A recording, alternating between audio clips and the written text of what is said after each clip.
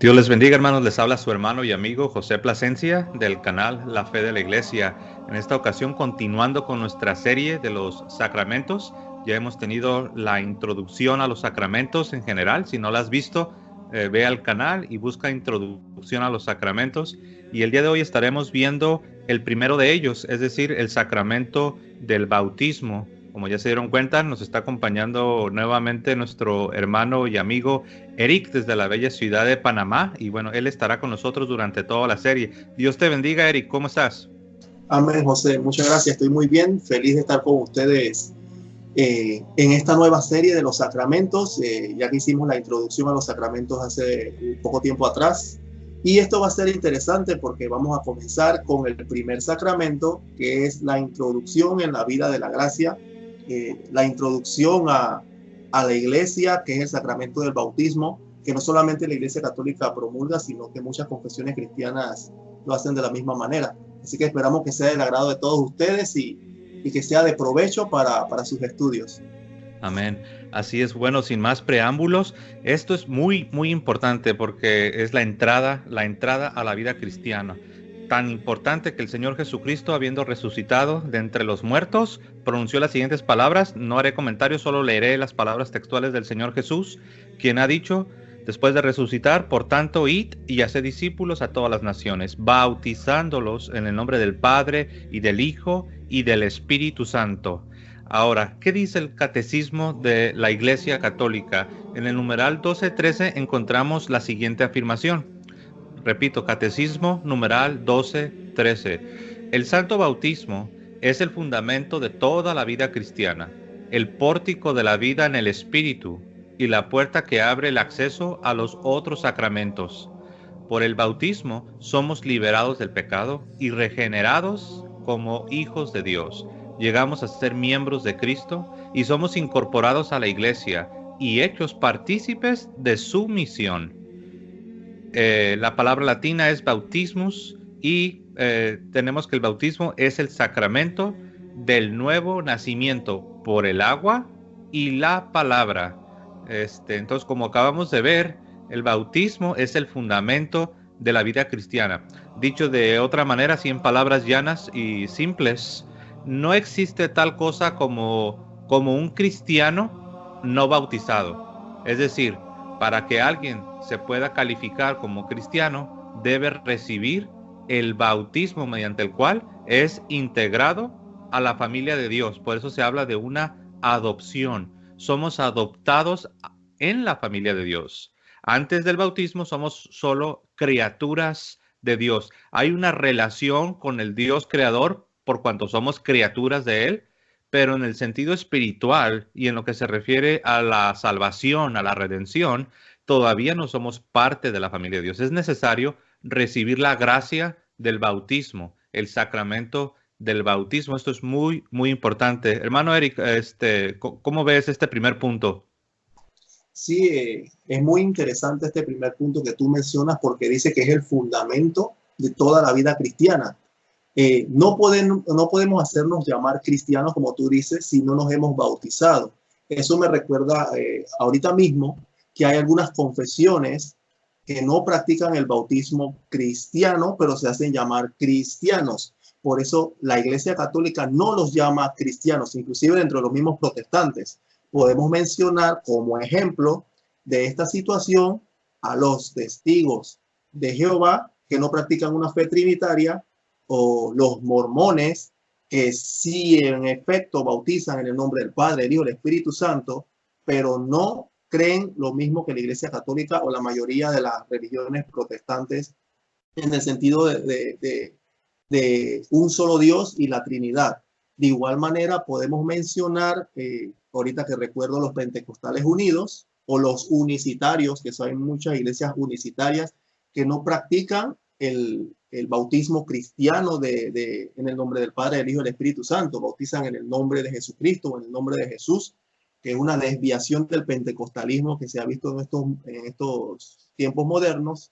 El bautismo es la puerta que nos abre el acceso a los demás sacramentos de la iglesia. Y no solo eso, sino que el bautismo nos ayuda a muchas cosas espirituales que vamos a ir viendo en el transcurso de este video para que ustedes puedan comprender la maravilla que Jesús nos ha dejado para redimirnos, para limpiarnos del pecado, no solo los pecados nosotros personales, sino el pecado original, que podríamos hablar un poquito sobre ello, y también para ser miembros de la iglesia y muchas cosas más, ¿no? Que nos regeneran. Así José. es. Sí, de hecho, solo a manera de paréntesis y rápidamente, seguramente alguien está pensando, bueno, ya ustedes están diciendo que no existe tal cosa como un cristiano si no ha recibido el bautismo. Pero ¿qué de ladrón en la cruz? ¿Aquel ladrón que estaba al lado de nuestro Señor, al lado de su cruz? Bueno, eso es una excepción. Siempre para todas las cosas tenemos la forma ordinaria, lo normal, lo común, lo general, pero también tenemos lo que es lo extraordinario. Y este ladrón en la cruz, el Señor le dijo, de cierto te digo que hoy mismo estarás conmigo en el paraíso, y sabemos que este hombre murió sin haber recibido el sacramento del bautismo. Pero esa no es la regla, esa sería la excepción. Y puede haber otros casos. Sin embargo, algunos utilizan la excepción, hermano Eric, para invalidar la regla. Agarran el caso del ladrón y dice, ¿ves? Esto prueba que la regla que ustedes hablan no es válida, lo cual es ilógico, no solo en cuestiones de la fe cristiana, sino en cualquier otra cuestión de la vida y la experiencia humana. No se hace eso. Eso va en contra de la lógica. No puedes tomar la excepción e invalidar la regla. Entonces, Dios puede obrar aún aparte del bautismo. Dios puede obrar aún aparte de sus sacramentos. Pero eso es algo extraordinario, eso es algo que Dios lo puede hacer en su sola potestad, pero lo que es lo ordinario, lo que el Señor nos ha dejado y nos ha pedido que enseñemos, como ya lo vimos aquí en Mateo 28, en el verso 19, nos dijo, por tanto, id, haced discípulos, bautizándolos en el nombre del Padre, del Hijo y del Espíritu Santo, que dicho sea de paso, ahí tenemos la fórmula bautismal, en el nombre del Padre, del Hijo y del Espíritu Santo, un bautismo trinitario. Por lo tanto, un bautismo que no es trinitario, dicho sea de paso, no es un bautismo válido, no es el bautismo cristiano, como ya lo señaló nuestro hermano Eric. Eric, tengo aquí el siguiente numeral, no sé si quieres que lo lea en este momento, donde se nos habla del nombre, del nombre del sacramento, es el 1214, o no sé si tienes algún otro aporte antes de continuar. No, adelante, adelante. No, antes de que menciones el 12-14, estaba Ajá. recordando lo que acabaste de decir, de que dabas dando el ejemplo del ladrón. Casualmente, ese ejemplo del ladrón, vamos a hablarlo ahorita después que digas el 12-14, con respecto a las formas extraordinarias del bautismo que enseña la iglesia, que va a ser interesante. Y para que nuestros hermanos no estén perdidos ahorita mismo, los que quieran aprender lo que enseña la doctrina de la iglesia sobre el bautismo en nuestra Santa Madre Iglesia Católica, pueden ver el catecismo desde el numeral 1213 que leyó el hermano José hasta el 1284. Más o menos pueden leer todos esos textos del bautismo. Son más de 60 puntos que la iglesia enseña sobre el bautismo específicamente, sin ahondar en lo que es los otros temas de concupiscencia, del pecado original y muchas cosas que atañen al tema del bautismo. Así que eso es lo que quería agregar. Y sobre el tema del ladrón, ahorita vamos a ver algo muy interesante con respecto a eso. Adelante, José. Gracias, Eric. El numeral 1214 del Catecismo nos dice lo siguiente. Este sacramento recibe el nombre de bautismo en razón del carácter del rito central mediante el que se celebra, es decir, bautizar, que es una palabra griega que es baptizein. Entonces dices, ¿qué es bautismo? ¿Por qué decimos bautismo? ¿De dónde viene esta palabra? Viene del griego baptizein, que significa, o puede significar, y aquí se va a poner interesante, puede significar sumergir, como bien lo señala el catecismo. También puede significar introducir dentro del agua, inmersión. Inmersión en el agua simboliza el acto de sepultar al catecúmeno. Para los que no lo saben, el catecúmeno son aquellos que se están preparando para ser iniciados en la fe cristiana, aquellos que están en su proceso de ser recibidos en la iglesia. Dice, simboliza el acto de sepultar al catecúmeno en la muerte de Cristo. de donde sale por la resurrección con Él.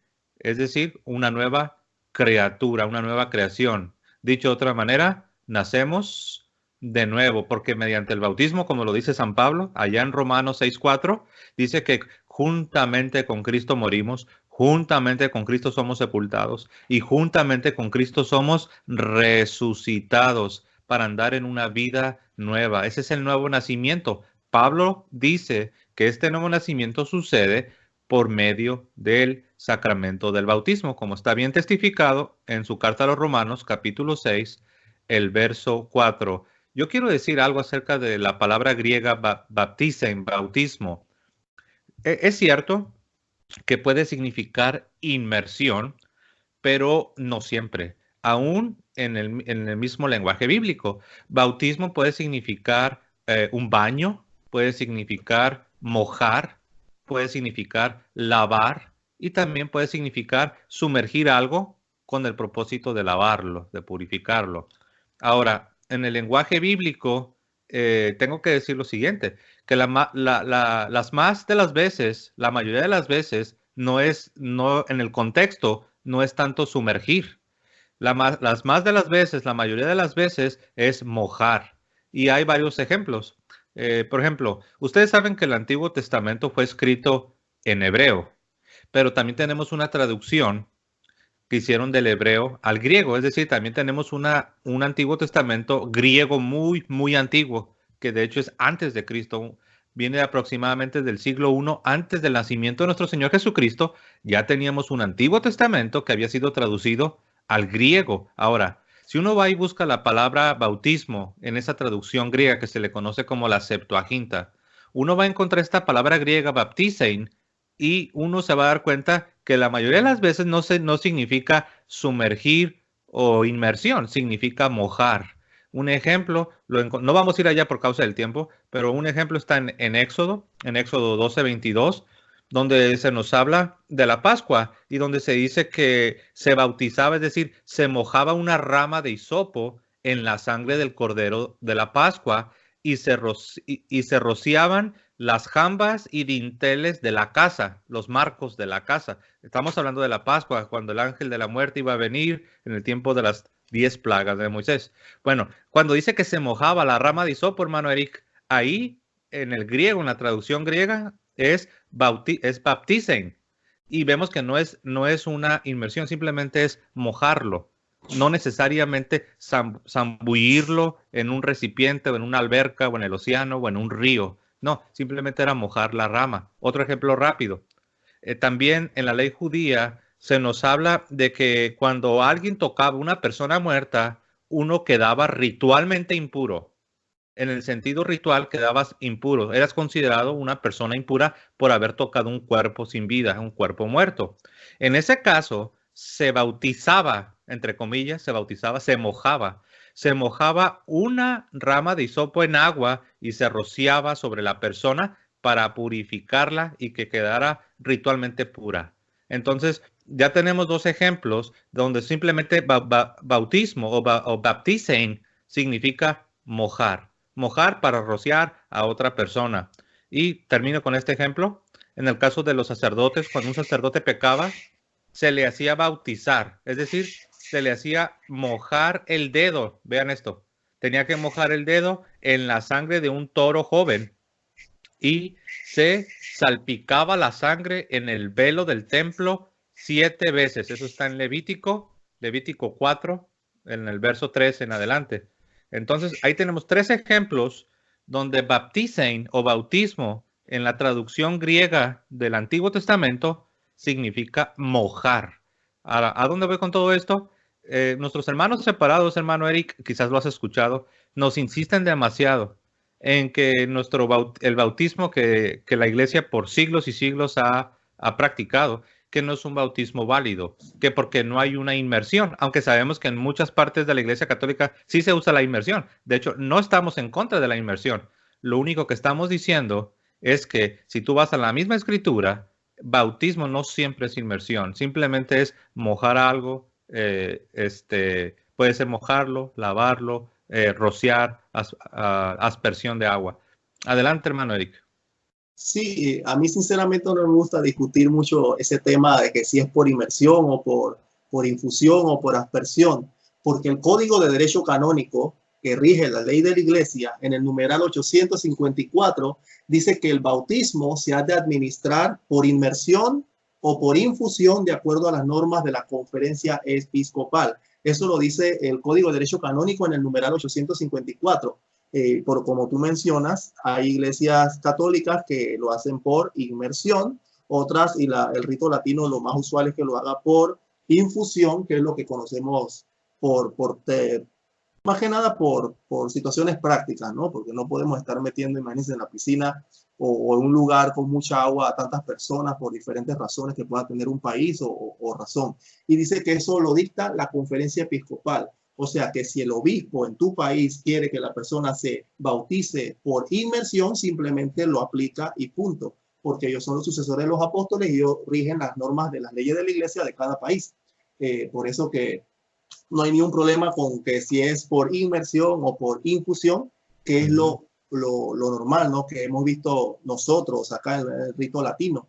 Y eso es ¿Verdad, una de José? las, esa es una de las bellezas de nuestra iglesia. Y qué bueno que estás haciendo énfasis en esto, hermano Eric, porque nosotros como católicos no tenemos un problema con eso. De hecho, en el documento más antiguo, aparte del Nuevo Testamento, aparte de los evangelios y las cartas apostólicas, el documento más antiguo de la cristiandad, seguramente lo sabes, hermano Eric, es la Didache, Sí, sí, el sí. famoso documento que viene como del año 70 aproximadamente. Ahí Inclusive antes del Apocalipsis. Exacto, antes del Apocalipsis. Todavía no se terminaba de escribir el Nuevo Testamento y ya teníamos este documento que era como un manual. Era un manual para los ministros de la iglesia.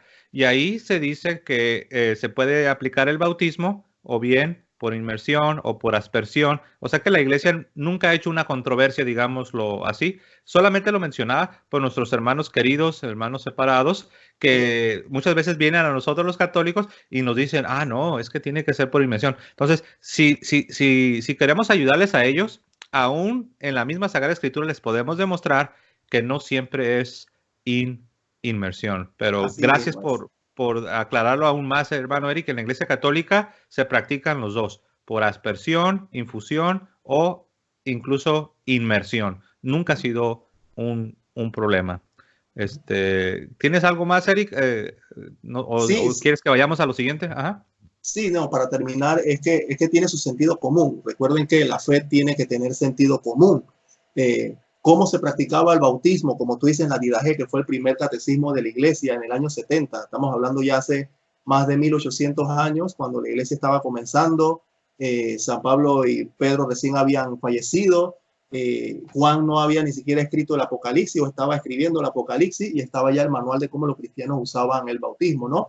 Y en la Didache específicamente dice que si no había agua, o sea, si había un lugar donde no había agua, que se derramara agua sobre la cabeza de la persona 3 veces, que se ayunara y demás. Por supuesto que hay muchas especificaciones con respecto al bautismo, que gracias a Dios nuestra iglesia no es de ese tipo, por decirlo así, sectario en el sentido de que o es esto o es lo otro. No, es lo que la tradición cristiana por 2000 años ha hecho desde los apóstoles en adelante.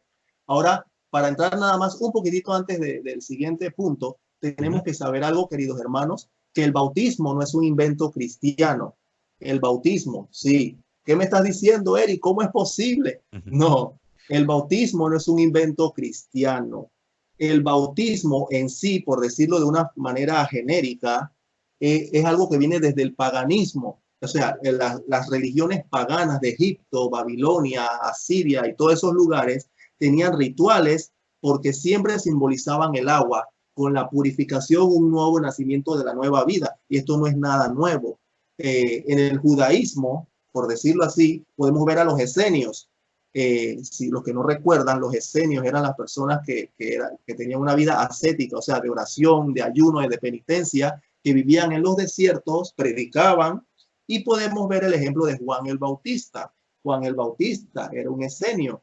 Entonces, en los nuevos descubrimientos de las cuevas del Qumran, la arqueología de la mano con la religión, podemos encontrar ya descubrimientos de piscinas rituales donde los esenios practicaban esta purificación moral. Estamos hablando ya del tipo de lo que hacía Juan el Bautista, ya sea en el río Jordán, o de los mismos escenios en distintos tipos de piscinas rituales.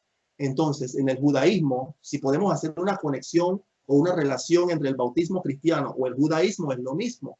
El judaísmo, al ser una religión antiquísima, tiene también este tipo de rituales que tú mencionabas, que ya Dios había mandado ya algunas prescripciones para los sacerdotes, para las personas y unas purificaciones legales en caso de tocar a un muerto y demás.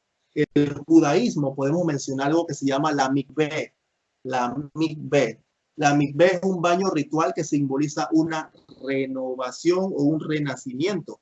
Los que quieren saber qué es una mikveh es más o menos, por decirle un ejemplo moderno, es como si fuera una pequeña piscina que tiene X cantidad de agua, tiene unas mediciones específicas, donde las mujeres después del séptimo día, después de su ciclo, necesitan purificarse.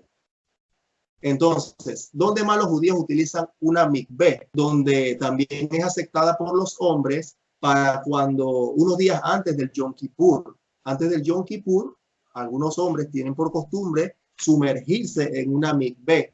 Y también los que se van a convertir al judaísmo, para que sepan, los que se van a hacer judíos, o sea, van a practicar la religión judía, tienen que cumplir con la inmersión en una mikveh. O sea, ese sumergimiento en el agua, para lo que tú mencionabas en el primer tema del catecismo, que nos abre la vida del espíritu a una nueva vida, a un renacimiento, eso mismo lo practican los judíos.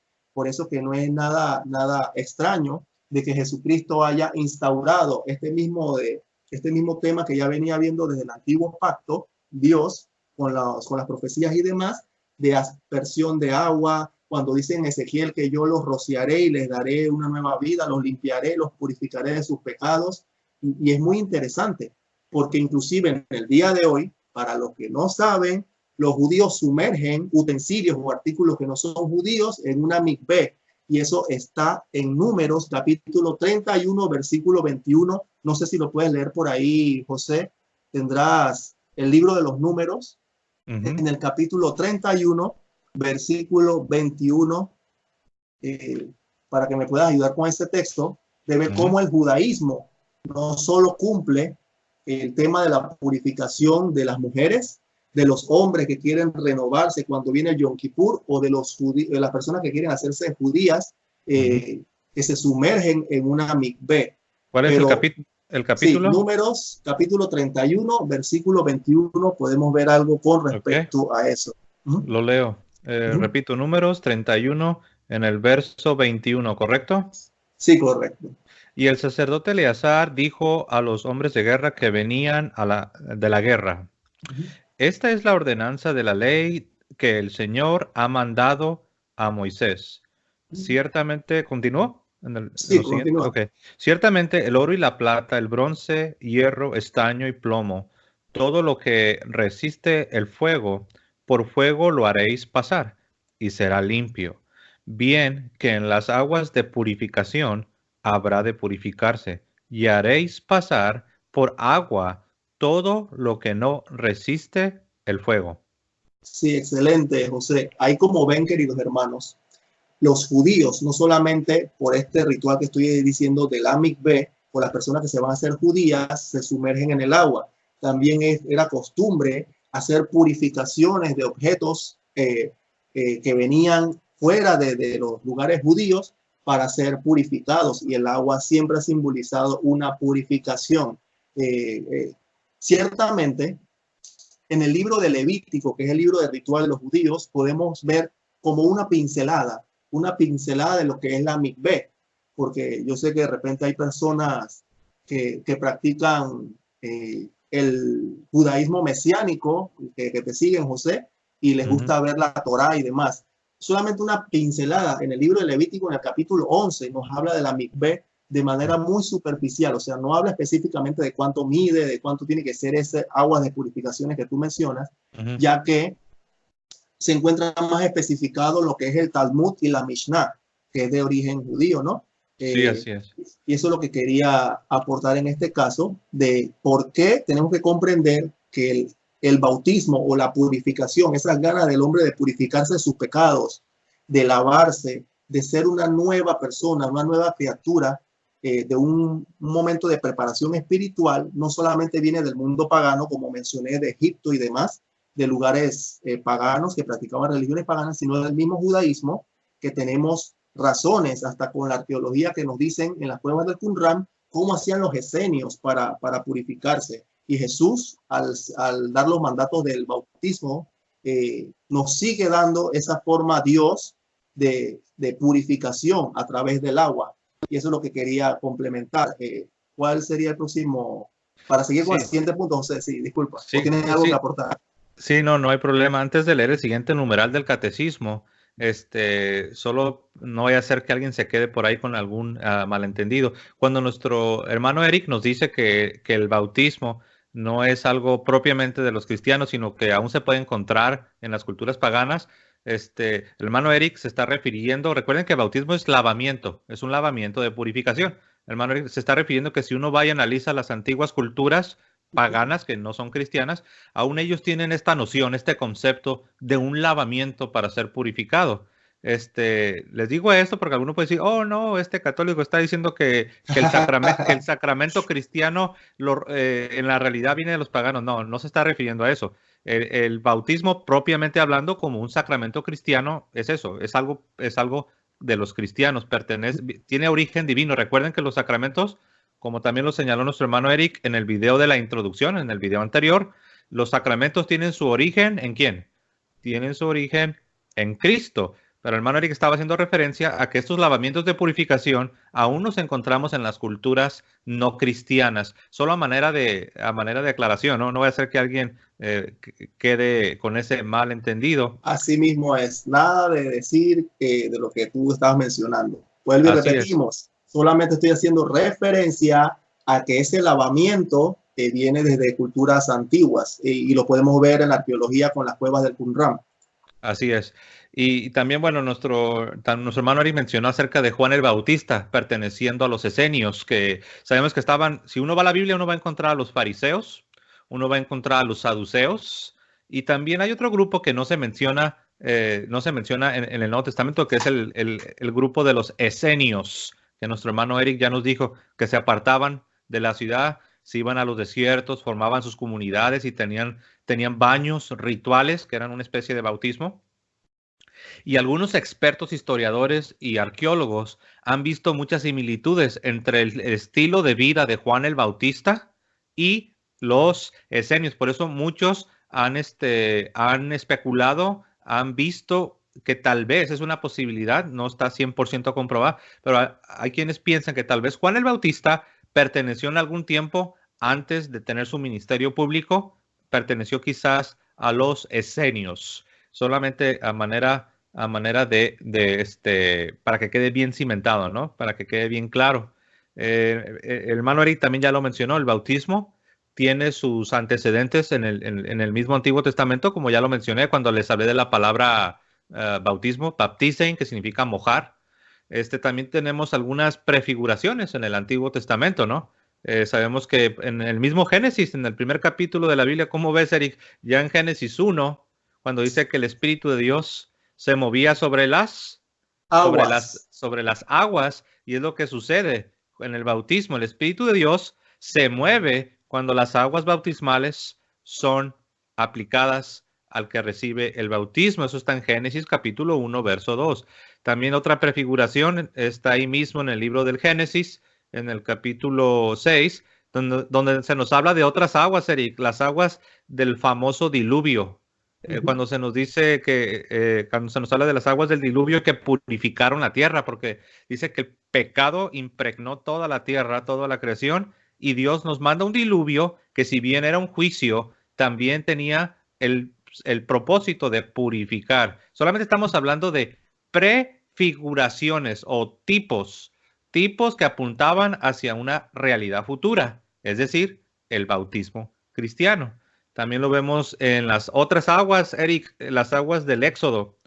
Las aguas del Éxodo con Moisés, donde se abre el Mar Rojo, y el mismo San Pedro en el Nuevo Testamento nos dice que es un tipo, que esas aguas del Éxodo, del Mar Rojo, dice que todos esos israelitas que cruzaron el Mar Rojo fueron bautizados.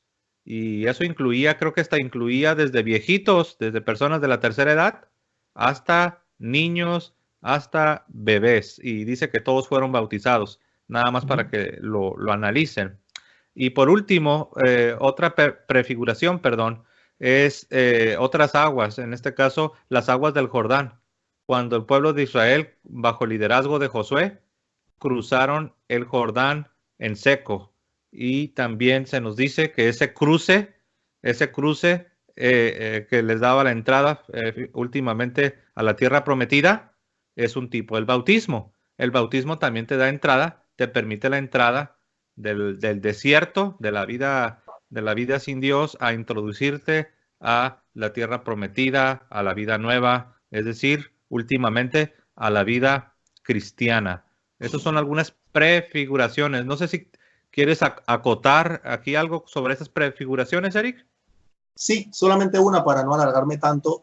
Tú estás hablando de 1 Corintios capítulo 10, que decía San Pablo que todos fueron bautizados en la nube y el mar, ¿recuerdas?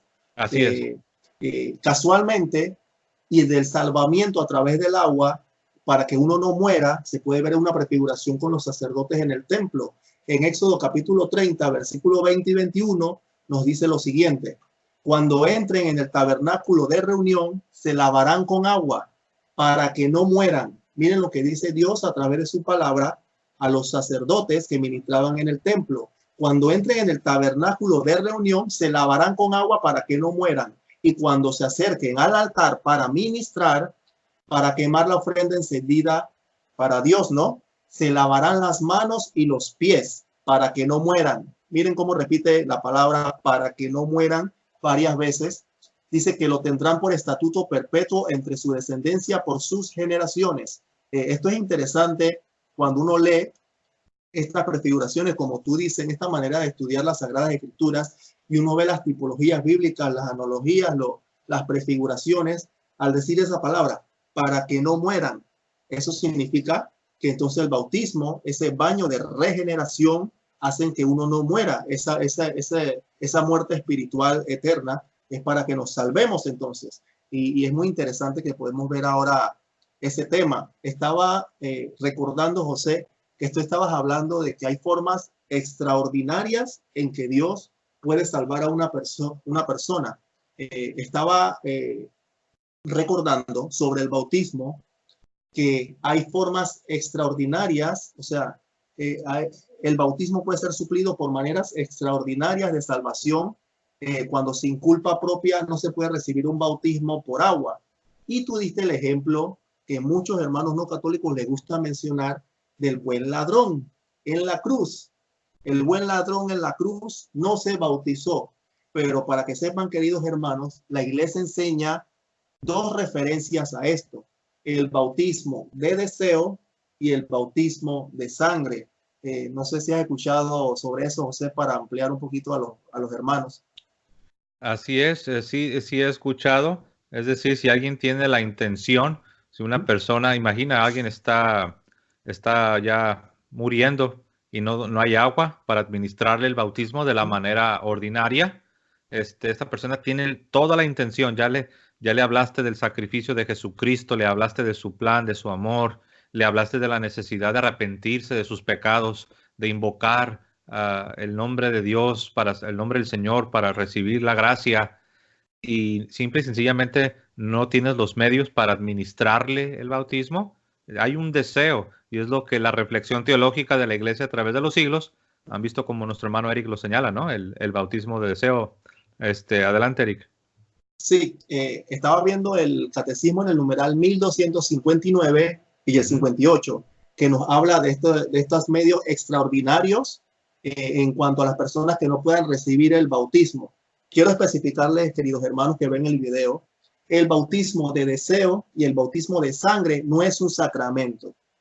Quiero especificar eso. El bautismo de deseo y el bautismo de sangre no es un sacramento propiamente dicho, es simplemente como una analogía para decirle a ustedes los medios extraordinarios que Dios y Jesús en su palabra, ¿no?, que nos dice puede ayudarnos en este aspecto. Miren lo que dice el catecismo en el 1259, que dice: Con los catecúmenos que mueren antes de su bautismo, el deseo explícito de recibir el bautismo, unido al arrepentimiento de sus pecados y a la caridad, les asegura la salvación que no han podido recibir por el sacramento.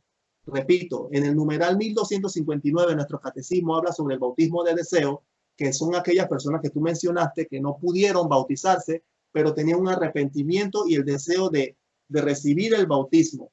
Ahí podemos comprender entonces por qué el ladrón fue directamente al cielo llevado por Cristo. Cuando Cristo le dijo, hoy mismo estarás conmigo en el paraíso. No significa ciertamente que puede ser solamente por esta razón. Pueden ser muchas razones y la razón más sencilla es porque Jesús es Dios y así lo quiso. Pero con estas explicaciones podemos entender de por qué ese ladrón se salvó. Porque ciertamente él no podía bautizarse porque ya estaba muriendo, pero él tenía el arrepentimiento de sus pecados y la caridad, es lo que mostró en esa cruz. ¿Esto tiene su fundamento en la Sagrada Escritura? Sí, por supuesto que tiene su fundamento en la Sagrada Escritura. Podemos ver que el amor perfecto tiene la virtud de justificar. No, pero ¿qué me estás diciendo, Eric? Somos justificados mediante la gracia por medio de la fe. Sí, el amor perfecto tiene la virtud de justificar. Dice Lucas capítulo 7, versículo 47 lo siguiente: le son perdonados sus muchos pecados porque amó mucho. Eso dijo nuestro Señor Jesucristo. Y también dijo nuestro Señor Jesucristo en Juan capítulo 14, versículo 21, el que me ama a mí será amado de mi Padre, y yo le amaré y me manifestaré en él. Por eso Jesús dice en Lucas 23, hoy estarás conmigo en el paraíso, porque ese ladrón que estuvo en la cruz, por supuestamente se confesó en frente de Jesús, tuvo un arrepentimiento de sus pecados y ese amor por Cristo, ese amor por la verdad, lo salvó. Y para continuar el otro, que es el bautismo de sangre, que en el numeral 1258 nuestra iglesia dice del catecismo que por ser la firme convicción nuestra iglesia de quienes padecen la muerte por razón de la fe, sin haber recibido el bautismo, son bautizados por su muerte con Cristo y por Cristo. Este bautismo de sangre tiene, como el deseo del bautismo, produce frutos del bautismo sin ser sacramento. Déjame explicar un poquito eso. El martirio de una persona, Jesús nos dijo en la santa palabra de Dios que la virtud justificativa del martirio tiene su base también en la palabra. Repito, la virtud justificativa del martirio tiene su razón en la palabra, por ejemplo, en Mateo 10:32, que dice, a todo aquel que me confesare delante de los hombres, yo también le confesaré delante de mi Padre que está en los cielos. Y este es otro ejemplo porque el ladrón se pudo haber salvado. Ciertamente el ladrón no pudo bajarse de la cruz, vivir una vida cristiana y bautizarse y todo lo demás, pero Cristo estuvo ahí presente y el ladrón tuvo el arrepentimiento. También dice en Mateo 10, 16:25, el que perdiere su vida por amor a mí la encontrará. El que perdiere su vida por amor a mí la encontrará, dice Mateo 16:25. Y Juan capítulo 12, versículo 25, dice, el que menospreciare su alma en este mundo, la conservará para la vida eterna. Entonces, estas son las razones teológicas para comprender estos medios extraordinarios que tú mencionas, José, de justificación y de salvación. Y decimos la palabra extraordinario porque no es lo usual, como el ejemplo del buen ladrón, que ese me encantó, porque ciertamente a los hermanos no católicos les gusta mencionar mucho ese ejemplo, pero al ver la teología católica de por qué ese ladrón se salvó, por qué la iglesia tiene, por medio de la santa palabra de Dios, estos versículos que nuestro Señor Jesucristo nos explicó de la virtud justificativa del martirio y del amor a Él, es especial, es maravilloso. Podemos entender de por qué la doctrina católica es milenaria, es maravillosa, es espectacular la teología católica. Y no sé qué puedes opinar tú al respecto, José. Sí, solo para reforzar este punto que haces, que es excelente, ahorita que estás hablando de cómo la misma palabra, cómo la misma palabra tiene estos efectos, es decir, la palabra de Dios dispensa gracia. Sabemos que la forma ordinaria es por medio de los sacramentos, como Dios nos da su gracia. Los sacramentos son los medios, son los canales mediante los cuales de manera ordinaria Dios nos da su gracia, Dios nos dispensa. Claro, también se necesitan las disposiciones del corazón correctas, porque hay gente que piensa que los sacramentos solamente son algo mecánico, sobre todo los que no conocen la fe católica.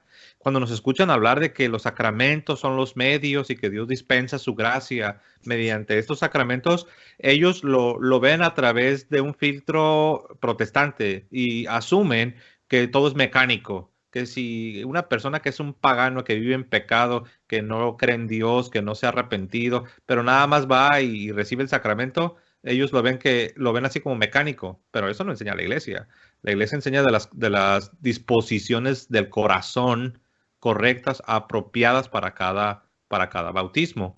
Y eso que estás diciendo tú sobre la palabra, sobre lo que hace la palabra en el caso de las personas que no alcanzaron a recibir el sacramento del bautismo, Dios obra en ellos porque están las promesas de Jesucristo.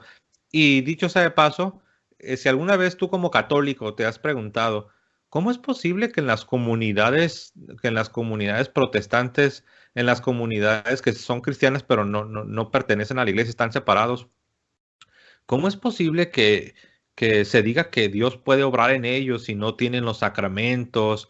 La respuesta ya la dio nuestro hermano Eric, porque la palabra de Jesús no se invalida. La palabra de Jesús no se invalida. Si alguien está en una comunidad eclesial, es decir, una comunidad protestante, y no conoce la fe católica, nunca la conoció, es una persona ignorante en cuanto a la fe, pero esta persona está ahí sentada y está escuchando la lectura del Santo Evangelio, está escuchando las promesas de Jesús, y esta persona es movida a creer en estas palabras de Jesús que vienen directamente de la Sagrada Escritura.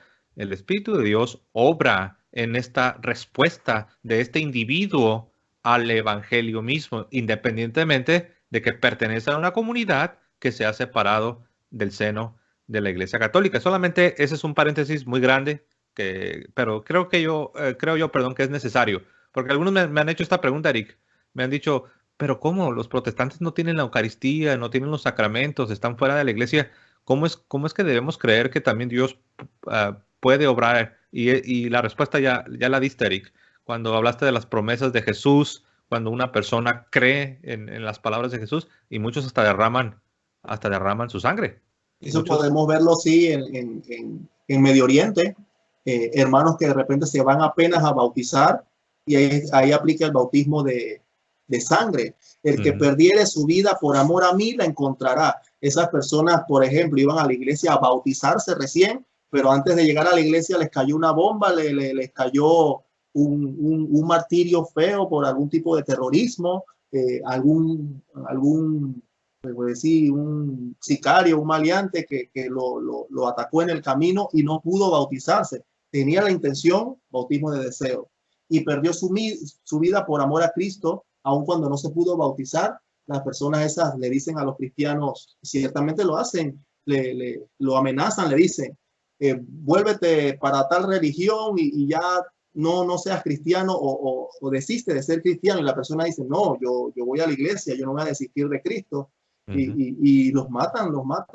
Entonces, este tipo de reflexiones bíblicas podemos comprender los medios extraordinarios que Dios utiliza para salvar a las personas.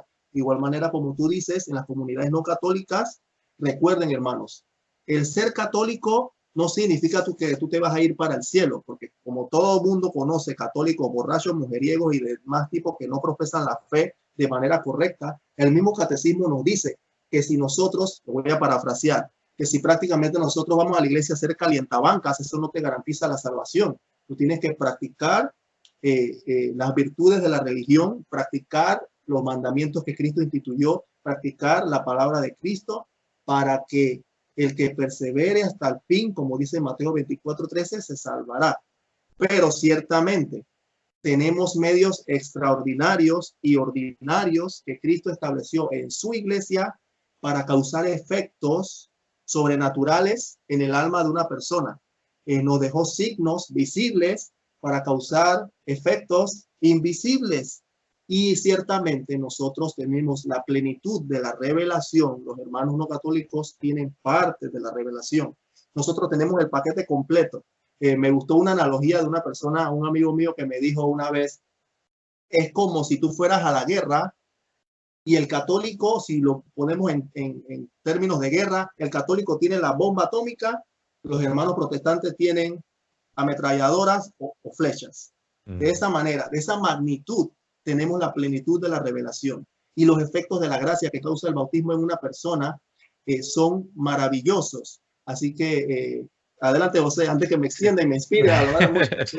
No, no, excelente, Eric. Estamos disfrutando, lo creo todos. Mira, este ejemplo que nos das, ¿no? Se nota que fue un varón el que te dio este ejemplo, ¿no? Un ejemplo muy masculino, pero el ejemplo de mi esposa para las damas que nos están siguiendo, el ejemplo de mi esposa fue más, obviamente, no femenino. Y dice, para mí, dice, cuando yo antes era bautista, dice, yo sabía que yo era creyente, yo era sincera, llamaba a Cristo y la Biblia, dice, pero ahora que soy católica, dice, yo lo comparo, dice, antes era como que yo tenía un ramillete de hermosas flores en mis manos y cada que lo veía me encantaba y me gustaba, dice, pero ahora como católica es como que ya no solo tengo un ramillete de hermosas flores en la mano, sino que ahora estoy en medio de un gran jardín rodeada de flores hermosas por todas partes a donde quiera que volteo. Dice, así es la fe católica, es la plenitud. Yo ya tenía parte de, pero no tenía todo. Y es algo por lo cual los católicos debemos estar muy agradecidos, ser humildes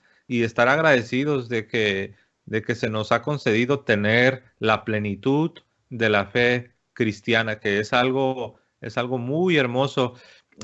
Mira, o sea, como este tema del que estamos hablando, Eric, de cómo Dios puede hacer excepciones, cómo hay, por decirlo así, cómo hay una excepción a la regla, cómo es también Dios puede obrar aún más allá de lo que Él mismo ha establecido, más allá de sus sacramentos, la forma extraordinaria como es el buen ladrón, ¿no? El buen ladrón que se arrepintió antes de morir y algunas personas que no alcanzan a recibir el bautismo. Pero esto no significa que la regla, no significa que la excepción invalida la regla.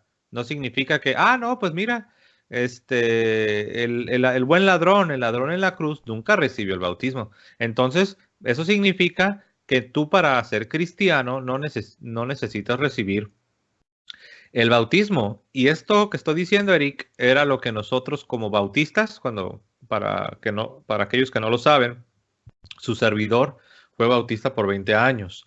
Y prácticamente, hermano Eric, esa era la teología. Y usábamos el ejemplo del buen ladrón. Decíamos, no, nomás con que tú creas en Cristo en tu mente y en tu corazón y te arrepientas, pues ya eres cristiano. Porque mira, el ladrón en la cruz, él fue un cristiano y nunca se bautizó. ¿Qué estábamos haciendo, Eric? Estábamos utilizando la excepción para tratar de invalidar, o más bien para invalidar la regla. ¿Cuál es la regla? Que necesitas recibir el bautismo para ser considerado un cristiano, para nacer de nuevo, para ser regenerado. Por eso se le llama el baño de la regeneración, para ser adoptado en la familia de Dios. Quiero leer un versículo, Eric, hablando de esto. Ya hablamos de la excepción, ¿no? Ya hablamos de la forma extraordinaria, pero vamos a hablar un poquito sobre la necesidad. En otras palabras, vamos a ponerlo a manera de pregunta. ¿Es necesario el bautismo para para ser salvados? ¿Es necesario el bautismo para ser un cristiano? La respuesta es sí, y viene del mismo Santo Evangelio. San Juan, capítulo 3, verso 3, lo leo rápido. San Juan 3:3 nos dice lo siguiente.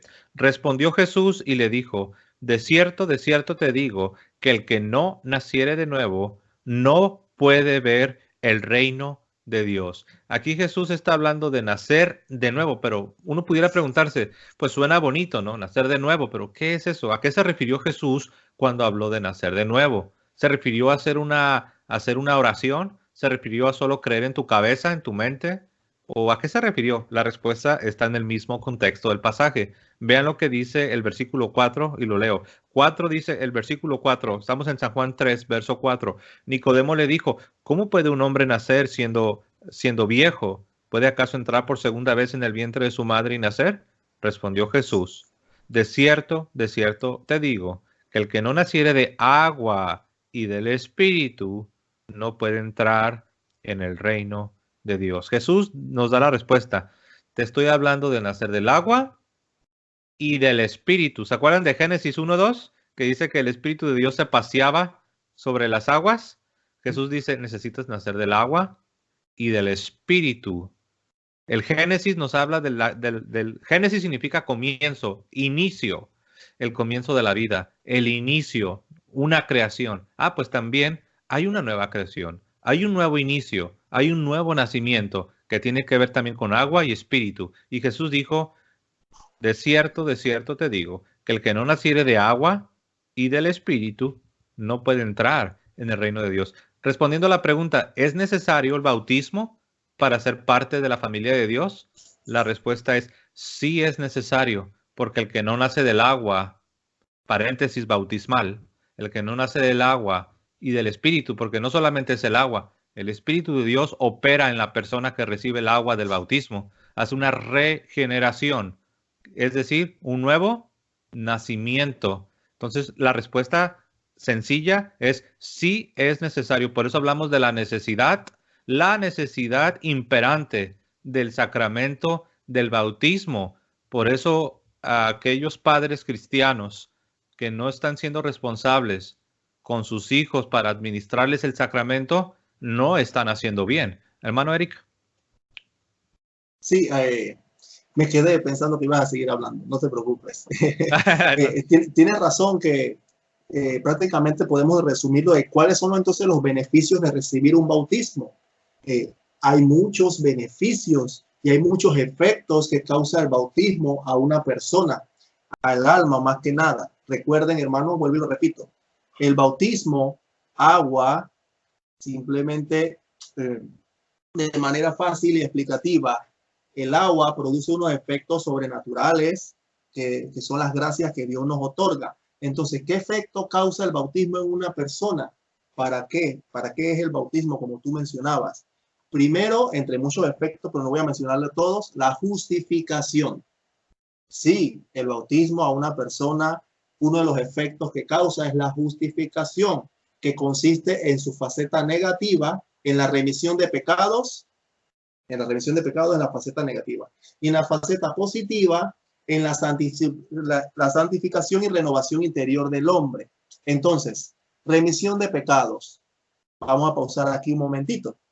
La persona adulta que se bautiza, se le perdonan al ser bautizada todos los pecados cometidos hasta ese día y las penas se les borran del pecado cometido. O sea, en pocas palabras, si una persona se bautiza siendo adulta, se va para su casa y no comete ningún otro tipo de pecado y muere, esa persona inmediatamente iría a la gloria celeste.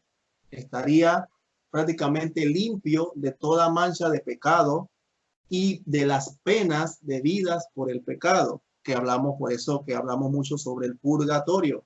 Entonces, a un niño, por ejemplo, ¿qué pecado personal no tiene? Por supuesto, no, pecados personales no tiene, pero le borra la mancha del pecado original, la transgresión que cometió Adán y Eva. Por eso algunos padres como San Agustín y otros de los primeros padres de la iglesia hacían mucho énfasis en bautizar niños, porque si el bautismo libera de las penas del pecado y borra el pecado original, ellos decían, ¿cómo es posible que un papá pueda ser irresponsable y no bautizar a un niño para liberarnos de esas penas del pecado original o de borrarle el pecado original?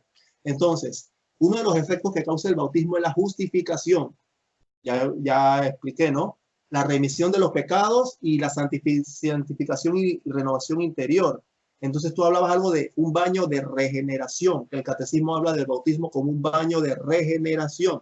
Es lo que tú mencionabas. Jesús dijo, el que no naciere del agua y del espíritu no puede ver el reino de Dios. Y ese baño del agua y del espíritu es una renovación interior del alma humana. Yo sé que hay muchas iglesias protestantes que ven el bautismo como una mera consecuencia del acto de fe. Yo confieso que creo en Cristo Jesús y por eso es que me voy a bautizar, pero lo ven como algo sin importancia. Ciertamente no puedo decir que todas las iglesias son iguales porque cada iglesia, hay muchas sectas protestantes que piensan de manera diferente. Unas piensan que el bautismo salva, otras dicen que el bautismo no salva, otras dicen que el bautismo es simplemente, como te mencionaba, un mero acto de profesión de fe. O sea, no creen en lo que Jesús dijo, el que creyere y se bautiza será salvo. Como dice Marcos 16:16, ese creyere y bautizare va con una I, eso no va separado con un punto y coma. O sea que va unido siempre el creer con bautizarse. Entonces, los efectos que causa una persona, la justificación, también que nos da la gracia santificante, un don sobrenatural porque supera la naturaleza humana y un don permanente porque muere en el alma mientras está en gracia, sin pecado mortal. Porque toda alma pura, exenta de pecado mortal, está en gracia. Hay que comprender eso, queridos hermanos. ¿Para qué más nos sirve el bautismo? Para la gracia sacramental, que es un derecho especial de recibir los auxilios espirituales que sean necesarios para vivir cristianamente. Por eso que nos borra el pecado, ¿no? Y el carácter bautismal que imprime en el alma una marca espiritual indeleble, que yo lo mencioné en el video anterior de introducción a los sacramentos, que los sacramentos nos imprimen en el alma una marca espiritual indeleble. Y entonces, ¿qué efecto nos causa también el bautismo? La remisión de las penas debidas por el pecado que mencioné al principio, que es una verdad de fe que en el caso de recibirlo adulto debe aborrecer internamente todos sus pecados, incluso los veniales. Por eso mencionaba San Agustín, que enseñaba que el que está bautizado y partiera de esta vida inmediatamente después de recibir el bautismo, entraría directamente al cielo. Entonces, hay muchas razones teológicas para darnos a entender por qué es necesario el bautismo. Y para los niños específicamente también podemos ver ese tema, si quieres, José, para entrar en el tema del bautismo de los niños, por qué bautizamos niños. Así es. Así es, es importante comenzar diciendo que la Iglesia Católica siempre ha administrado el bautismo a toda creación. Repito, la Iglesia Católica siempre ha administrado el bautismo a toda creación, es decir, a toda criatura, obviamente hablando del género humano, hablando de las casas, las familias, y las familias están compuestas por los padres y los hijos, sin excluir a los infantes, sin excluir a los que todavía no han alcanzado el uso de la razón, por decirlo así. Es decir, lo que se le conoce algunas veces como la edad de la responsabilidad, la edad de la razón, donde el niño, donde la niña ya puede discernir entre el bien y el mal. Entonces, aún aquellos que todavía no alcanzan esta edad, ellos también pueden y deben recibir el bautismo, porque el mandato ha sido ir y predicar el evangelio a toda criatura, y eso incluye, por supuesto, a los recién nacidos. Entonces, les digo esto porque algunas veces se quiere hacer una falsa dicotomía. ¿A qué me refiero con falsa dicotomía? Algunas veces se nos quiere decir por nuestros hermanos separados, nos dicen que ustedes bautizan bebés y nosotros bautizamos adultos. Es una falsa dicotomía, porque la Iglesia Católica bautiza a ambos, adultos y también a los infantes. Correcto. Nada más a manera para dejarlo bien claro, ¿no? Esto también lo podemos ver en el libro de los Hechos. En el libro de los Hechos, en el capítulo 2, en el verso 38, vemos a San Pedro, el primer líder de la iglesia, el primer papa. Vean lo que dice San Pedro ahí en el libro de los Hechos, capítulo 2, el verso 38, hermanos. Pedro les dijo: arrepentíos y bautícese cada uno de vosotros en el nombre de Jesucristo, es decir, con la autoridad de Jesucristo. Algunos se confunden, Eric, y algunos ven este pasaje cuando dice Pedro, bautícense en el nombre de Jesucristo. Ellos piensan que Pedro está invalidando las palabras de Jesús allá en Mateo 28, 19. O sea, en otras palabras, ponen a Pedro contra Jesús, los ponen a pleito. Y no, aquí Pedro no está invalidando a Jesús. Recuerden que los judíos ya creían en Dios Padre. Recuerden que los judíos creían en el Espíritu de Dios. Pero recuerden que los judíos acababan de rechazar ¿a quién? Acababan de rechazar a Cristo, a Jesús de Nazaret. Por eso el énfasis está en el nombre de Jesús, que significa bajo la autoridad. Como cuando alguien llega en el nombre de la ley. Están diciendo con la autoridad y la potestad que la ley nos confiere. Pues es lo mismo. Bautícense en el nombre de Jesús, con la potestad que Jesús tiene. Ok. Pero les dijo, arrepentíos y bautícese cada uno de vosotros en el nombre de Jesucristo, y noten lo que sigue después. Ya Eric lo dijo. El bautismo tiene consecuencias en el sentido negativo y en el sentido positivo. Negativo porque remueve, quita, resta, quita el pecado, la mancha del pecado original, somos justificados, y tiene también resultados positivos, somos santificados, somos transformados, recibimos las gracias de Dios. Y noten lo que dice Pedro aquí. Bautícense en el nombre de Jesucristo para perdón de los pecados y recibiréis el don del Espíritu Santo. Y vean a donde yo quería llegar, verso 39. Verso 39. Porque para vosotros, para ustedes, es la promesa, y noten lo que sigue después. Y para vuestros hijos. No dice a Para... partir de 13 años, José. No te habrás equivocado, no dice a partir de 10, 13 años. Para promesa es para usted y para vuestros hijos después de 10 años, no dice así. No, fíjate, yo creo que a San Pedro se le olvidó decir eso porque no dijo eso, nada más dijo, miren, esto que les estoy hablando es para ustedes y para sus hijos. Ahora, esto era lo más natural porque los judíos sabían que las promesas de Dios desde el día número 1, lo repito, los judíos sabían que las promesas de Dios desde el día número 1, es decir, desde tiempos de los padres de Abraham, de Isaac, de Jacob, ¿cómo eran las promesas de Dios? ¿Eran para los puros papás?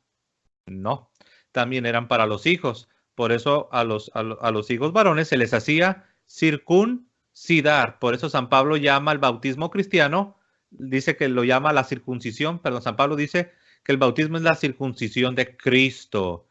Siempre en la 2:11, ¿verdad? Así es, donde habla de la circuncisión de Cristo.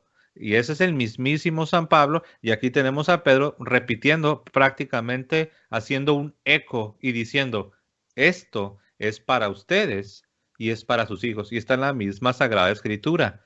El libro de los Hechos, capítulo 2, en el verso 39. De modo que nuestros infantes, nuestros bebés, aquellas personitas que todavía no alcanzan la edad de la razón, ellos no quedan excluidos, ellos quedan incluidos. Es decir, una vez una persona hizo este comentario, Eric, cuando yo era protestante lo escuché este comentario y se me hizo fuerte, pero me caló, pero al mismo tiempo lo tuve que aceptar porque dije, pues es la verdad, aunque me esté calando. Esta persona dijo, es que ustedes, dice, los bautistas, ustedes ven a sus hijos, ustedes ven a sus infantes como si los tratan como si son paganos, como que, porque dice, es que no, ustedes los privan del bautismo. Y el bautismo es lo que te hace cristiano, es lo que te separa, es lo que separa a un cristiano de un no cristiano, el bautismo. Dice, y ustedes los bautistas tratan a sus niños pequeños, a sus bebés, a sus infantes, los tratan como paganos, no les dan la introducción a la vida cristiana. Y esa es la verdad. Aquí dice San Pedro que el bautismo es para los papás y para los hijos. Es para ustedes y para sus hijos. Y eso tiene también que ver con las palabras de Cristo. Prediquen el evangelio a toda y todo significa todo, a todo ser humano, a toda criatura. Adelante, Eric.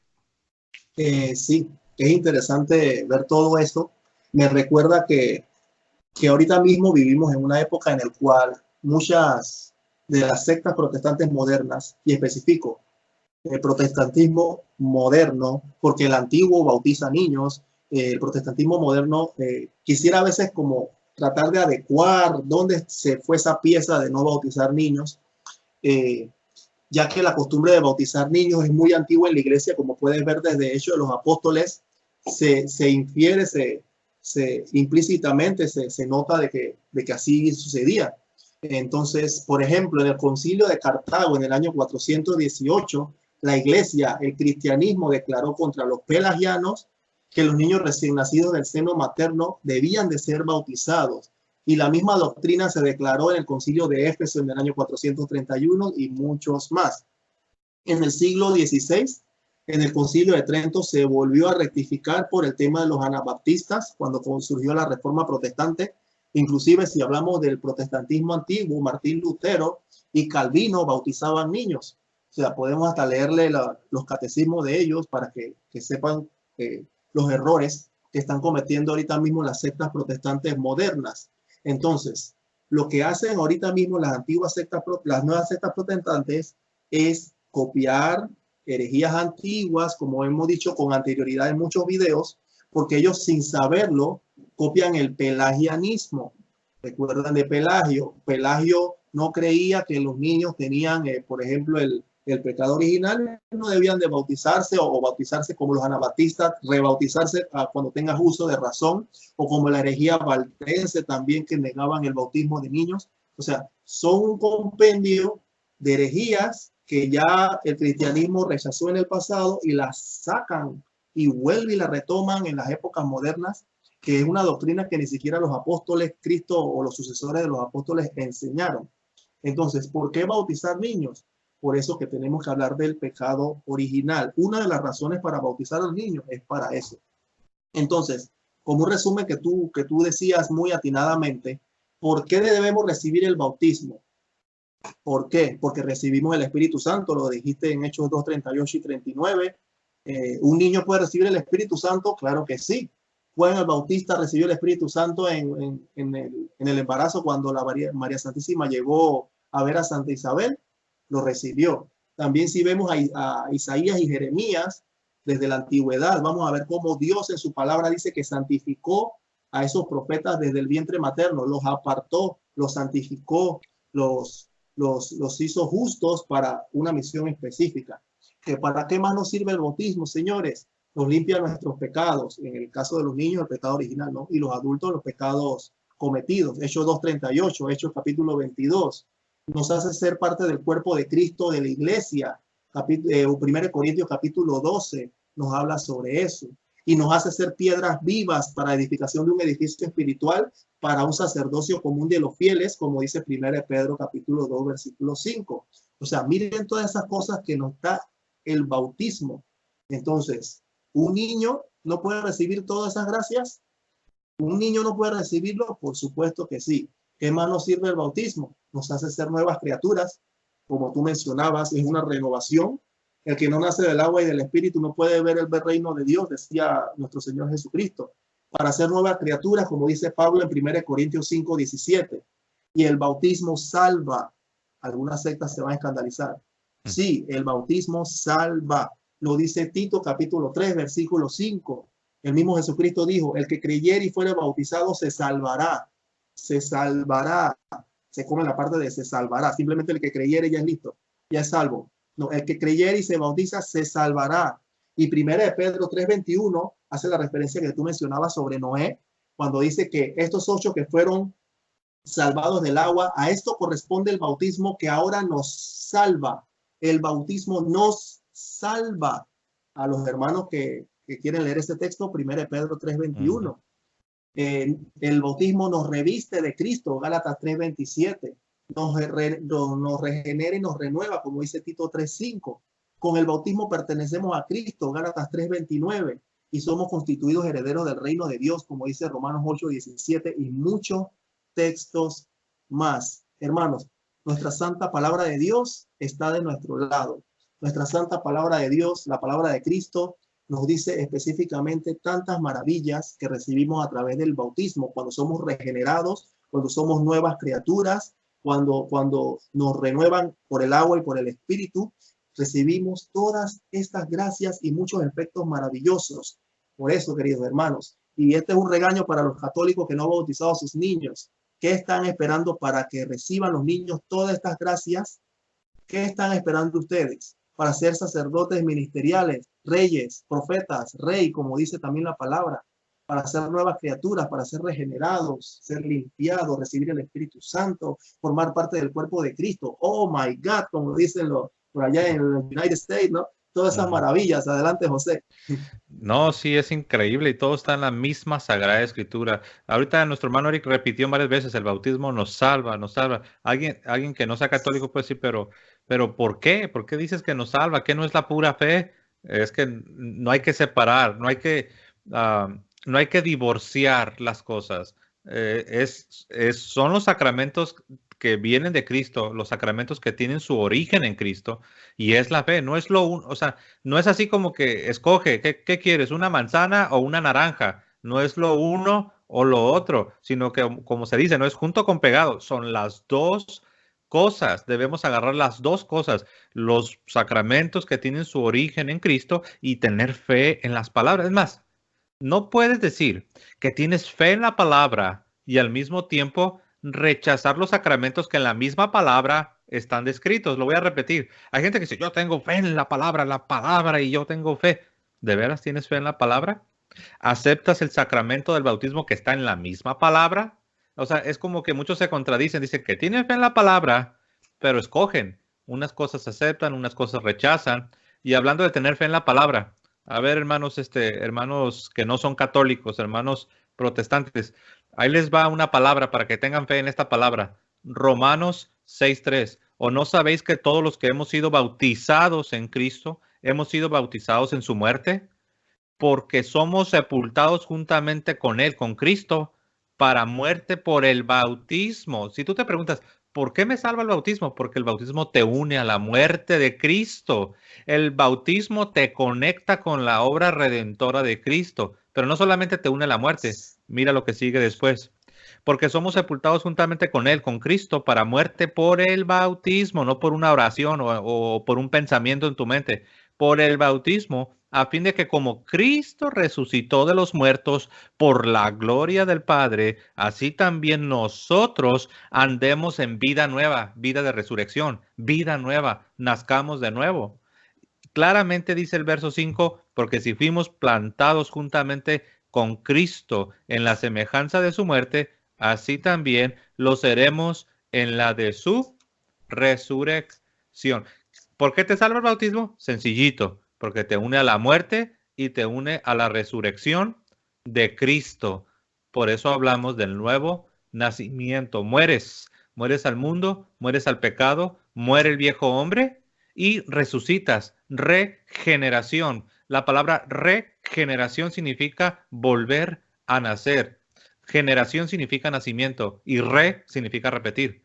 Repetir el nacimiento, nacer de nuevo. Y eso, de la forma ordinaria que sucede, es por medio del bautismo, del sacramento. ¿Por qué sacramento? Porque imparte gracia, dispensa la gracia. Dios no te va a aventar la gracia en paquetes o en mochilas de allá del cielo. No, Dios no avienta la gracia así.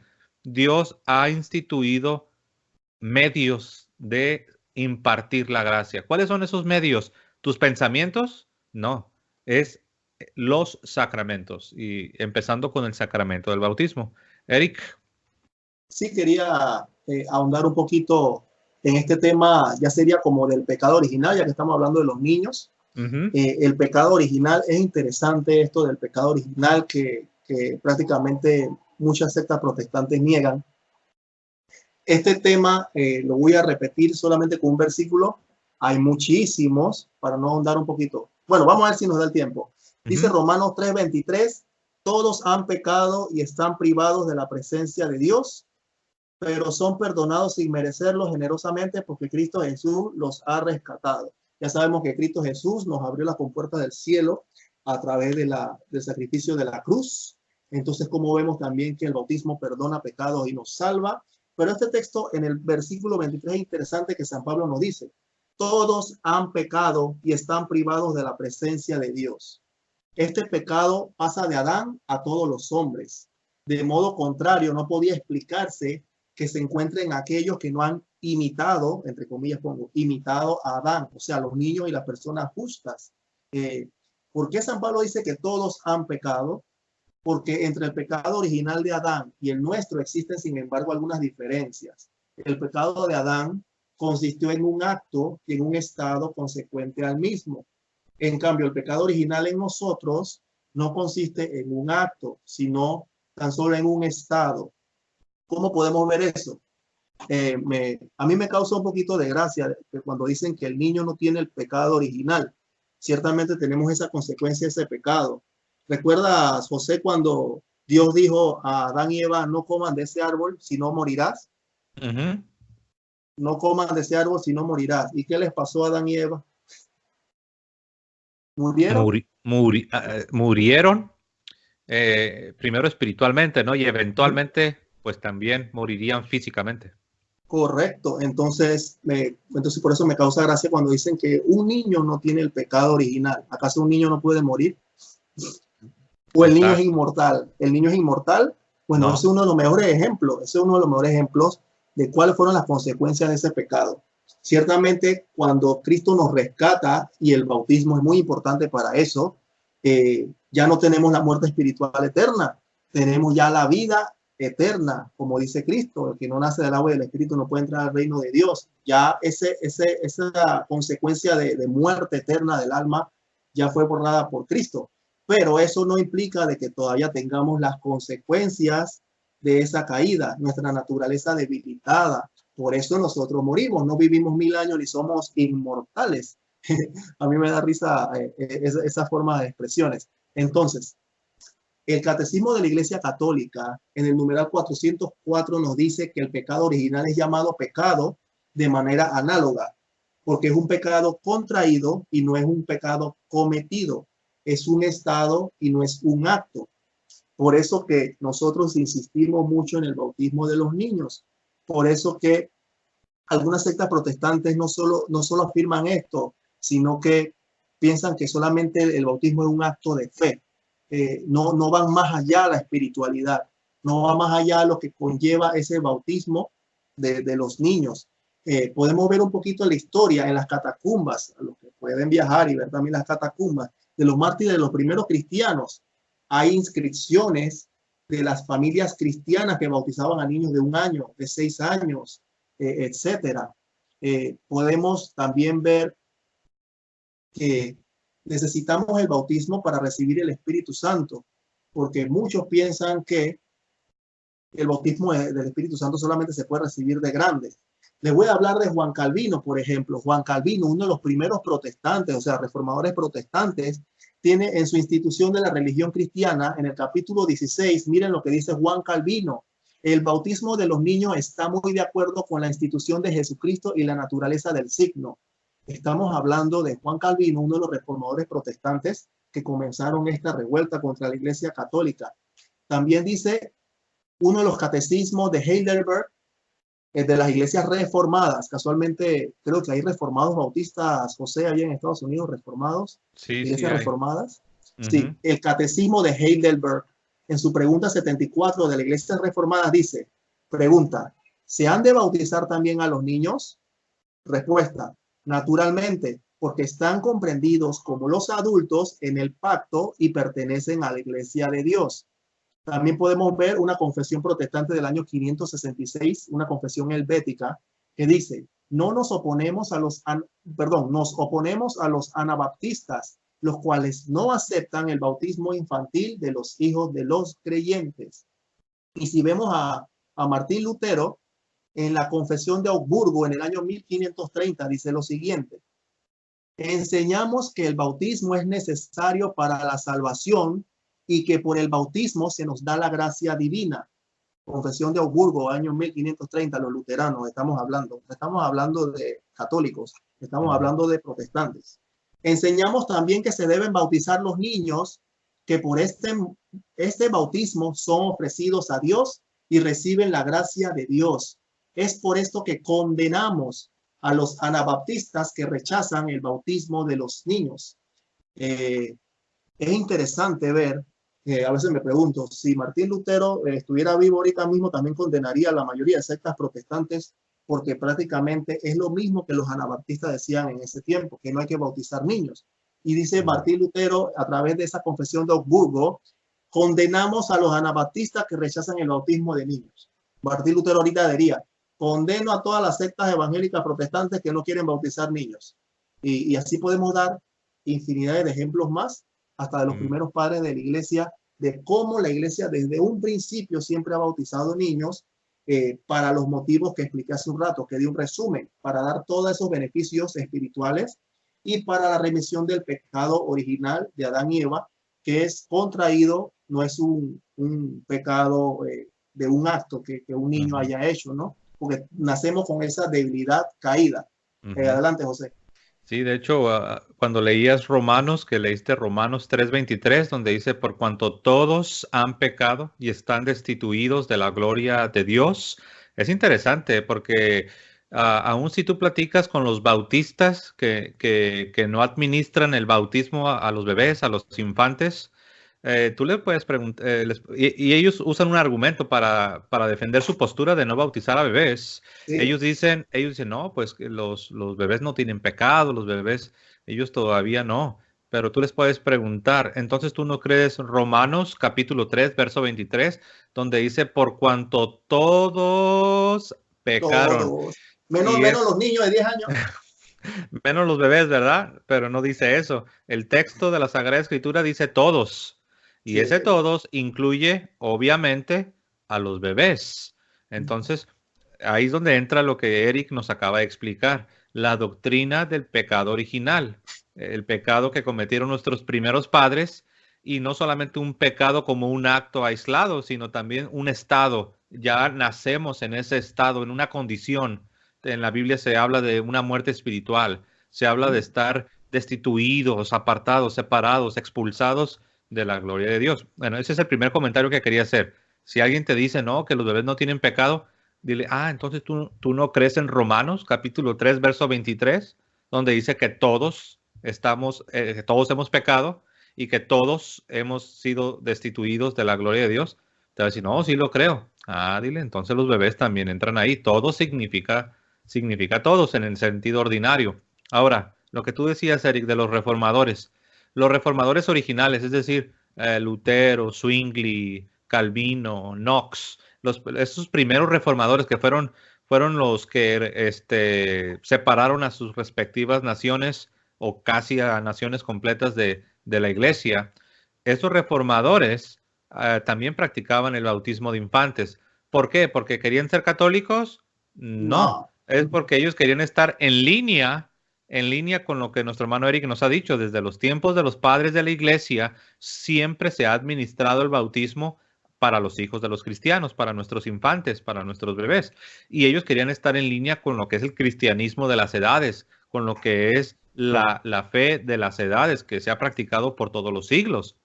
Ahora, aún el mismo Calvino, como ya lo leyó Eric, el mismo Calvino condenaba y perseguía a los que rehusaban bautizar a sus bebés.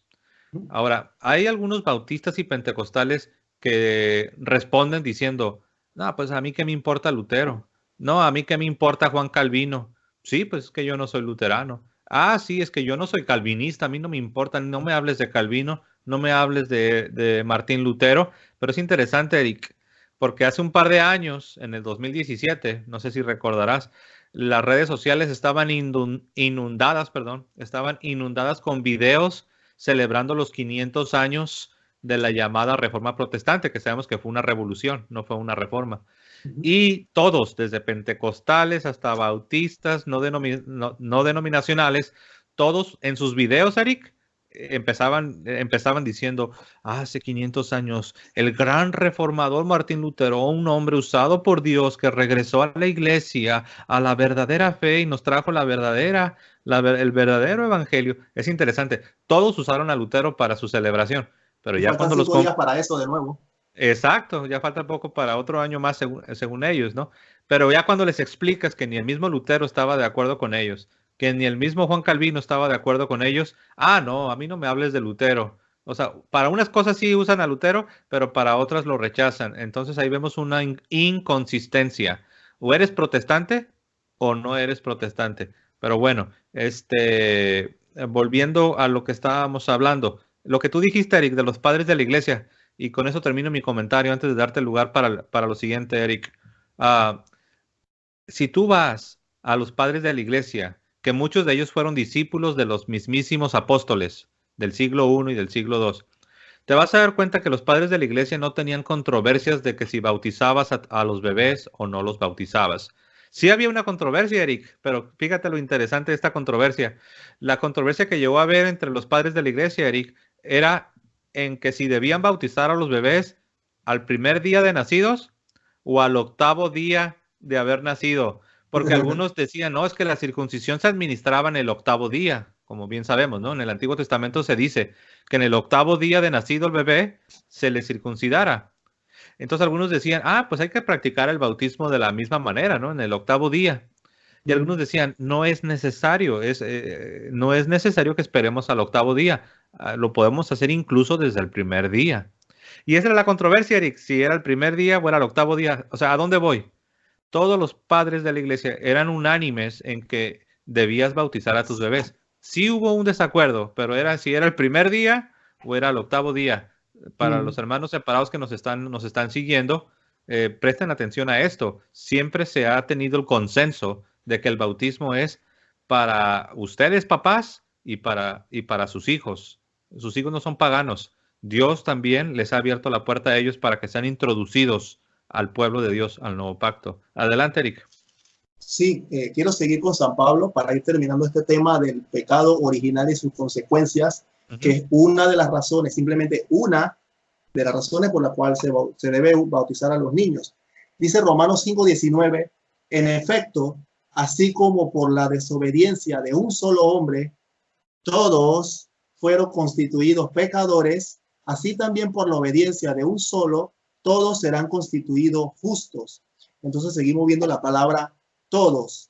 En efecto, todos por la desobediencia de un solo hombre, todos fueron constituidos pecadores. Y en el versículo 12 recuerdo que dice, como por un hombre entró el pecado en el mundo y por el pecado la muerte, así por la muerte alcanzó a todos los hombres por cuanto todos pecaron. Esa palabra todos es muy interesante porque no hacen excepciones. Esa palabra todos abarca a todos.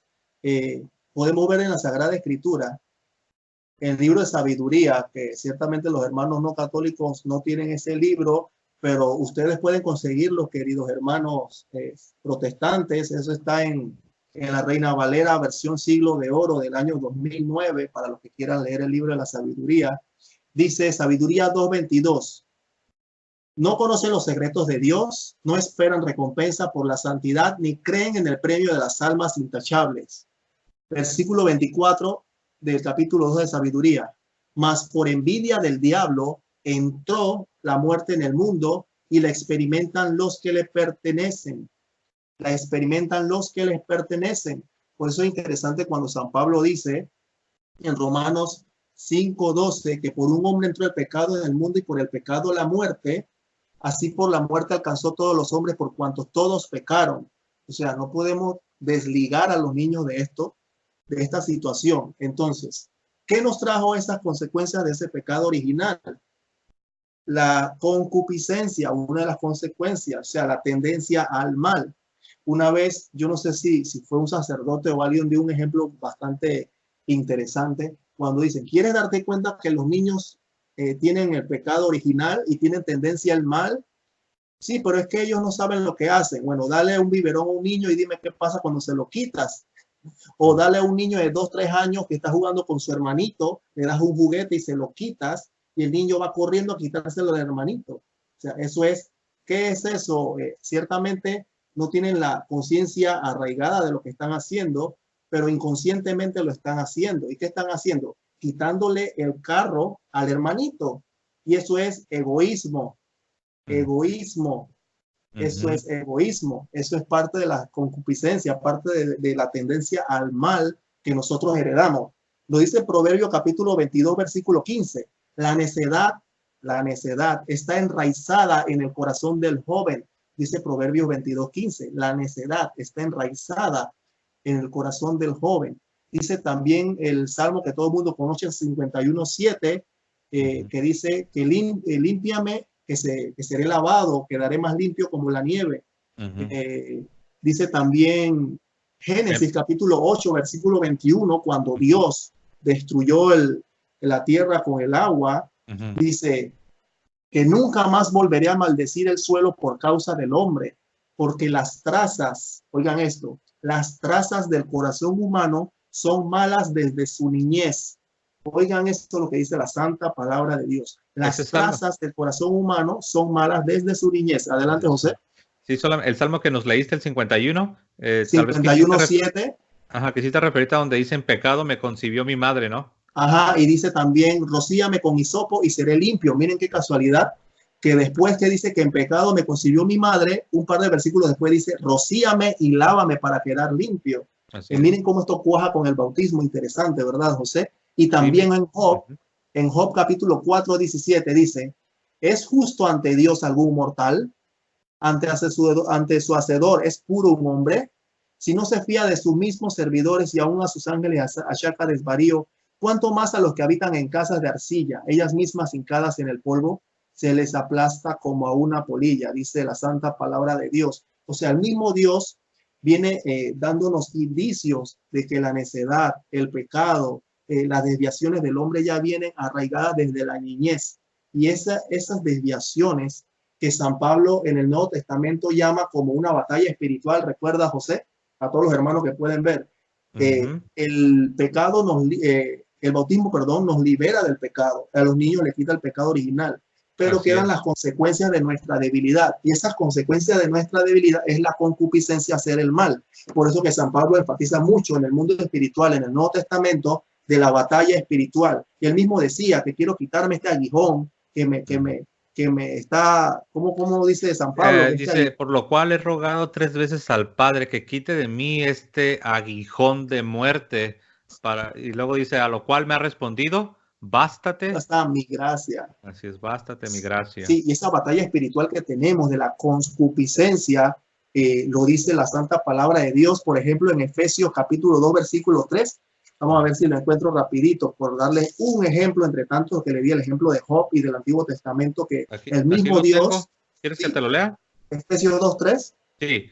Dice, entre los cuales también todos nosotros vivimos en otro tiempo, en los deseos de nuestra carne, ahí es lo que dice Eric, la concupiscencia, en los deseos de nuestra carne, haciendo la voluntad de la carne y de los pensamientos, y éramos por naturaleza, es lo que está diciendo Eric, desde niños, y éramos por naturaleza hijos de ira, lo mismo que los demás. Y es interesante eso que tú dices. Adelante, José. Sí, no, solo te iba a preguntar que si ese era el pasaje que tenías en mente. Sí, dice que somos desde la naturaleza, somos hijos de ira y teníamos esos deseos. Ciertamente él está hablando de una lucha espiritual, de que cuando uno se vuelve cristiano ya no tiene que sucumbir ante esos deseos. Pero, queridos hermanos, esos deseos no se van. Esos deseos permanecen toda la vida en la lucha espiritual del cristiano. Porque ahora recuerdo alguien que me dijo, un hermano no católico, ¿para qué vas a bautizar a un niño si tú dices que va a tener deseos? Porque ellos asumen, bueno, esa persona asumía de esa secta protestante, que cuando se bautiza ya se le borra los pecados y ya no tiene ningún tipo de tendencia al mal. O sea, que es un santo que va a andar por ahí hasta que Dios lo llame. Eso es totalmente incorrecto, porque la batalla espiritual y la concupiscencia de los ojos, de los deseos y de la carne van más allá de lo que es el bautismo. El bautismo nos libera de todo eso, ciertamente, y los sacramentos, que este va a ser la serie de los sacramentos nos ayudan a vivir en gracia de Dios y a resistir todos esos ataques del maligno que causan la debilidad del pecado original, las consecuencias, ¿no? Y de la concupiscencia. Sí, es como un virus, Eric, ahorita que estás hablando, y gracias por estar haciendo este énfasis que estás haciendo en la concupiscencia, que es uno de los efectos que permanecen en nosotros, aún después de la administración del bautismo. La culpa del pecado original nos es perdonada, pero aún todavía tenemos que lidiar con la concupiscencia. Es como un virus. Es un virus que tienes que estar administrando el antídoto, la cura, el medicamento. Ahí es donde entra la gracia de Dios. ¿Ok? Ahora imagina que tienes a tu bebé que ha contraído un virus. Pero imagina que alguien te diga, no le administres el antídoto, deja que crezca y que él tenga el uso de la razón, que alcance la edad de la razón, déjalo que él decida si él quiere recibir este antídoto o no, es injusto, estás violando sus derechos. Es lo mismo en el sentido espiritual. Cuando alguien te dice, no, es un bebé, no le administres todavía el bautismo, déjalo que crezca, que alcance el uso de la razón, ya que él decida, si tú lo haces, estás haciendo trampa, estás haciendo cosas que no deberías de hacer. No. Como lo dice el catecismo de la Iglesia Católica, numeral 1251, los padres cristianos deben reconocer que esta práctica corresponde también a su misión, a tu misión papá, a tu misión mamá, a su misión de alimentar la vida que Dios les ha confiado.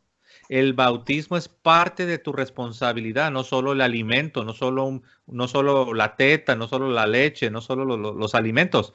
también estos deberes espirituales te corresponden a ti. Es parte de tu misión, es parte de tu vocación como papá, como mamá. Pero bueno, entonces así como no tiene sentido que no le des el antídoto a tu bebé cuando contrae un virus, tampoco tiene sentido que le estés posponiendo el bautismo porque es un bebé y no ha alcanzado el uso de la razón. Adelante, Eric. Sí, es interesante todo esto, ¿verdad? Eh, Quisiera ahondar en unas preguntas porque para terminar con este tema, también esa persona recuerdo que me dijo que los niños no necesitan bautismo porque es un acto de fe. Ciertamente muchas iglesias protestantes, sectas modernas lo hacen como si fuera una consecuencia de la fe. Es que el niño no tiene fe. Ciertamente el niño no tiene fe en ese momento, pero la fe, el bautismo, dice el Sagrado Catecismo, que no solamente es consecuencia de la fe, sino es causa de la fe. El bautismo es causa de la fe. Y yo le decía a esa persona, esto significa que la persona se bautiza simplemente porque ya conoce completamente a Jesucristo. Y la persona me decía que sí. Y eso es totalmente falso porque toda persona en el mundo cristiano tiene un caminar que va en aumento. Tú no conoces igual a Jesucristo que ayer, que lo conoces hoy, ¿verdad, José? No, de manera progresiva a través de los años he ido creciendo. Sí, de igual manera, así mismo es el bautismo. El bautismo es para que ese niño crezca en la gracia de la fe y vaya esa fe en aumento. Entonces no hay ninguna diferencia entre un niño y un adulto, porque yo le preguntaba entonces, ¿cuál es tu fe ahora versus hace 3, 4, 5 años? Tú, por supuesto, que al leer más la palabra de Dios y al meditar más cosas, conocer más cosas, tú tienes más fe que hace 4 años. Me puede decir que no.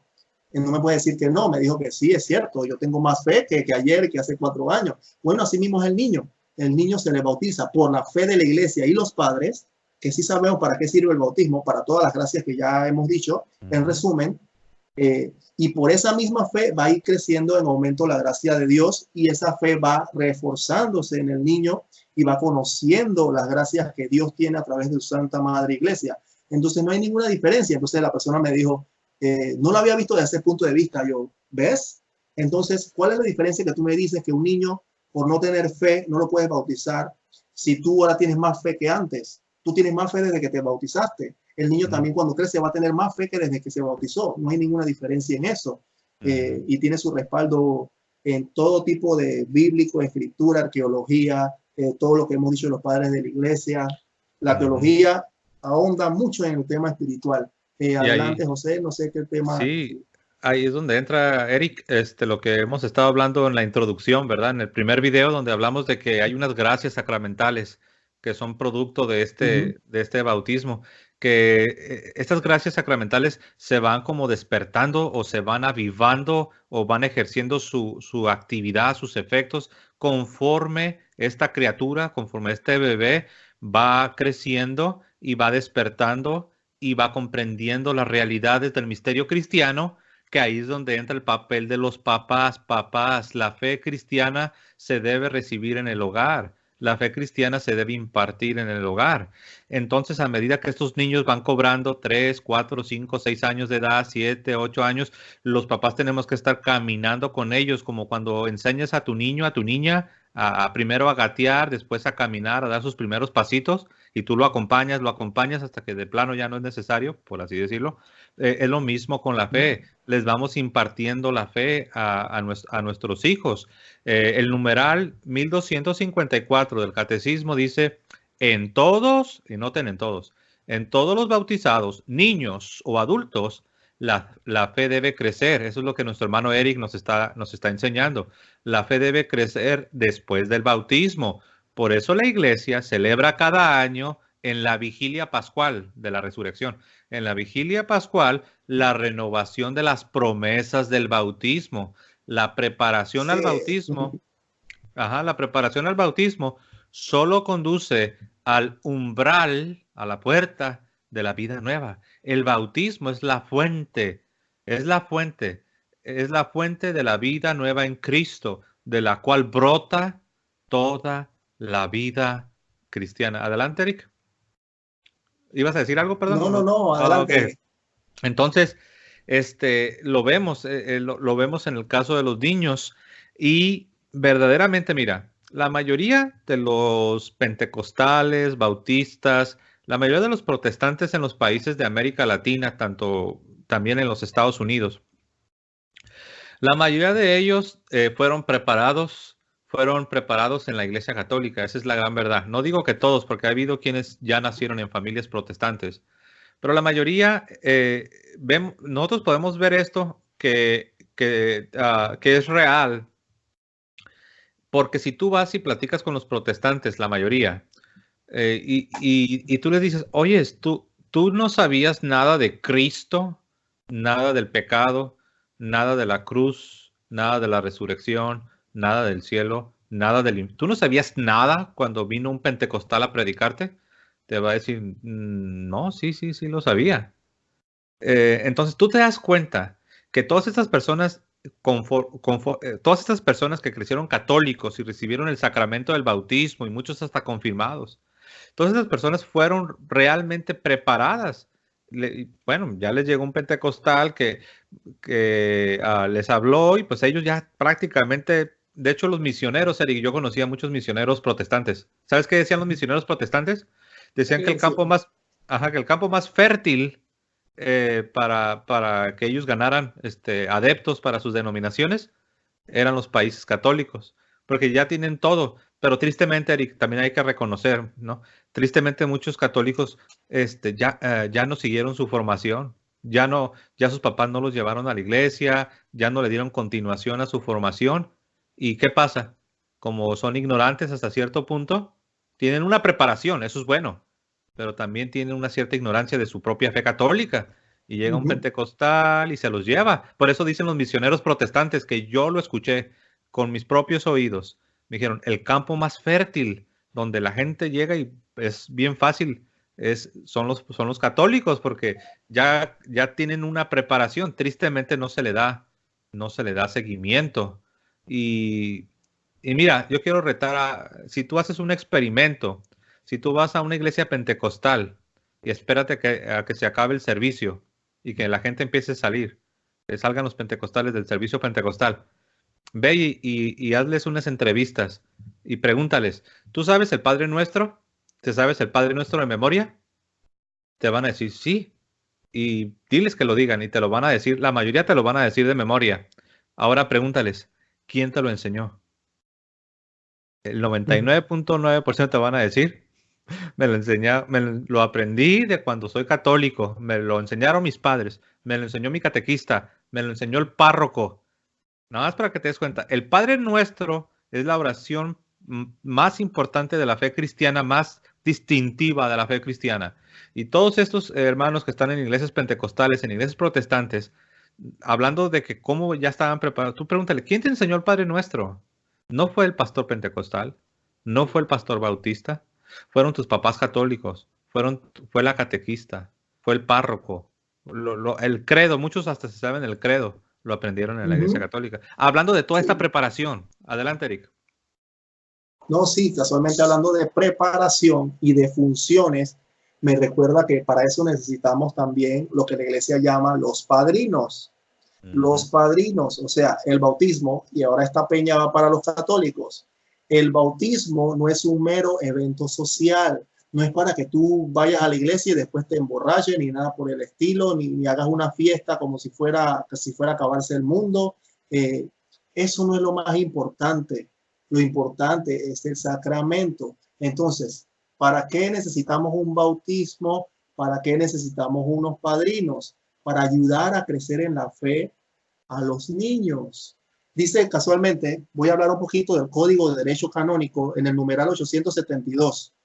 Dice, ¿cuál es la función de los padrinos? Su función es asistir en su iniciación cristiana al adulto que se bautiza y juntamente con los padres presentar al niño que va a recibir el bautismo y procurar, oigan esto es, queridos padrinos, y me incluyo, queridos padrinos, procurar que después lleve una vida cristiana congruente con el bautismo y cumpla fielmente las obligaciones inherentes al mismo. Eso significa que el padrino es una ayuda a los papás para en caso que lleguen a faltar, o si los papás si están, pero están faltando a la fe y no llevan una vida congruente a la vida cristiana, esos padrinos tienen que ayudar al niño y también jalarle las orejas a los papás de que lleven una vida cristiana. Entonces, ¿qué se necesita para ser un padrino? ¿Cuáles son los requisitos? Los requisitos dice que tiene que ser una persona bautizada, que tiene que tener más de 16 años de edad, que sea católico, esté confirmado y que haya recibido ya el Santísimo Sacramento de la Eucaristía y lleve al mismo tiempo una vida congruente con la fe y con la misión que va a asumir. Eso lo dice el Código de Derecho Canónico en el numeral 874. El padrino tiene que ser una persona católica confirmada que haya recibido la Eucaristía y que lleve una vida congruente en la fe. Y yo les pregunto a los católicos, ¿cómo tú escoges a tu padrino? Eso me acuerda a mí, en mis niños. ¿Quién yo quería que fuera mi padrino de mis niños? Una persona que simplemente tenga dinero para comprarle regalo en Navidad. Una persona que lo vea tomando por ahí licor. No. Yo sé que hay muchas personas que escogen el padrino simplemente por escogerlos. Dice nuestra ley de la iglesia que el padrino tiene que llevar una vida congruente con la fe y con la misión que va a asumir. Eso significa que no puedes agarrar cualquier padrino que veas por la calle. No es que mi prima, mi hermana va a ser madrina y ella se casó por la iglesia. No importa. Ella recibió la Eucaristía. No, eso no importa. Simplemente quiero que sea la madrina de mi hijo. Ella ya hizo la confirmación. No. Entonces, ¿cómo vas a escoger un padrino así? Y ese es el error. Mira, José, casualmente, es uno de los errores del crecimiento en la vida cristiana en el catolicismo. Que muchos, no todos, muchos han escogido padrinos. Todos esos niños que ahora tú dices que están en las sectas pentecostales y demás, esos niños no tuvieron un padrino que los guiara en la fe también. Porque ciertamente, miren cuántos filtros hay, queridos hermanos. Primero, el párroco de la iglesia. El párroco de la iglesia te bautiza, pero él no va a estar en tu casa todos los días llevándote de camino en la fe. Él te da los sermones en las homilías y demás cuando vayas a la iglesia. Tus padres tienen que orientarte en la fe. Y si no te orientan ellos, que es el segundo filtro, el tercer filtro son los padrinos. Y si ni uno de esos filtros sirve, por eso tenemos a nuestros niños creciendo, como tú mencionas, en los lugares pentecostales y en otros lugares. ¿Por qué? Porque ese padrino no fue el último filtro de fuerza para educar no solo a los niños, sino jalarle la oreja a esos padres irresponsables que dejan que sus niños se vayan para otras religiones, que pierden a sus hijos en la fe y no los llevan de acuerdo al evangelio de Jesucristo. Así que no es solamente culpa de las sectas ciertamente hacen su trabajo de querer ayudar, como entre comillas, ayudar a evangelizar al individuo de que conozca de Cristo, pero está también en nuestra parte. ¿Dónde está nuestra parte? ¿Dónde está nuestro sentido de responsabilidad? ¿Y dónde están esos padrinos que tienen que ser responsables? El padrino, ahí conozco padrinos que simplemente bautizan al niño y ya se perdieron. Más nunca se ven esos padrinos, simplemente para Navidad, para traer un regalo o para hablar por teléfono y decirle al niño, ¿qué quieres para Navidad? ¿Qué quieres para tu cumpleaños? Así conozco padrinos. Eso no lo estoy inventando, lo conozco de viva voz y de testimonio enfrente mío que lo conozco así como la palma de mi mano. Ahora, para terminar, para darte paso, José, quiero que todos los católicos sepan esto. El Código de Derecho Canónico no te permite a ti, católico, dejar que tu hijo se bautice en una religión no católica. ¿Sabías tú eso? ¿La iglesia permite que a un católico bautizar a su hijo en una religión no católica? No. De que lo puedes hacer, y muchos lo han hecho, rebautizan a la gente, lo hacen. Pero de que lo deben hacer, no lo deben hacer. En los delitos contra la religión y la unidad de la iglesia, oigan esto, delitos contra la religión es un delito, y la unidad de la iglesia en el numeral 1366 del Código de Derecho Canónico, oigan lo que dice: los padres o quienes hacen sus veces que entregan a sus hijos para que sean bautizados o educados en una religión acatólica deben ser castigados con una censura o una pena justa. Esto es lo que dice la ley de la Iglesia, el Código de Derecho Canónico. Ciertamente voy a hacer una pequeña pausa. Como tú mencionabas, hay ignorancia, hay diversos factores que influyen a que un católico haga ese tipo de cosas y prácticas, o que sea una persona educada, tu hijo educada en una religión católica. Por ejemplo, por donde yo vivo, hay personas católicas que tienen a sus hijos en colegios no católicos, en colegios que son de dueños protestantes. Ciertamente la necesidad ya es algo que va más allá, ¿no? Si no hay un colegio católico cerca y el niño tiene que estudiar, ya es algo muy diferente.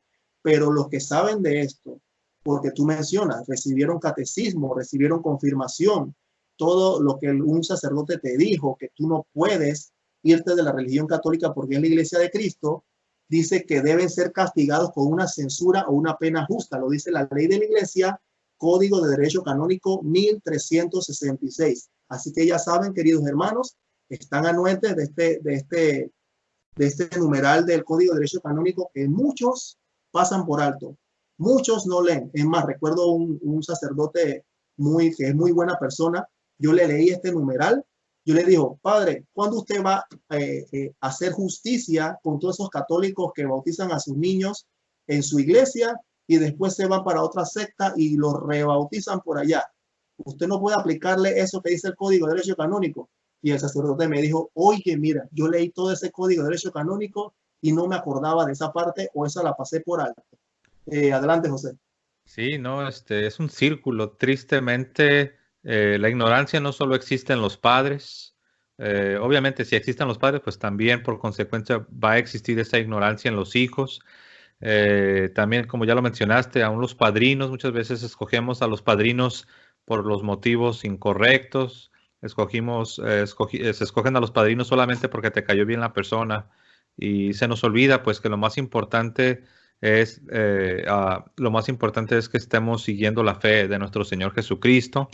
Y bueno, como ya lo señalaste, Eric, esta ignorancia no solamente se ve entre los laicos, sino también muchas veces vemos ignorancia también entre del clero, sacerdotes, y aún más lamentable y trágico, incluso en obispos. Pero es un círculo, ¿no? Pero bueno, siempre en la iglesia hemos tenido esta lucha, ¿verdad? Entre los buenos cristianos y los cristianos que no prestan atención o que no les importa o simple y sencillamente ya viene como se dice, ¿no? Es un problema generacional.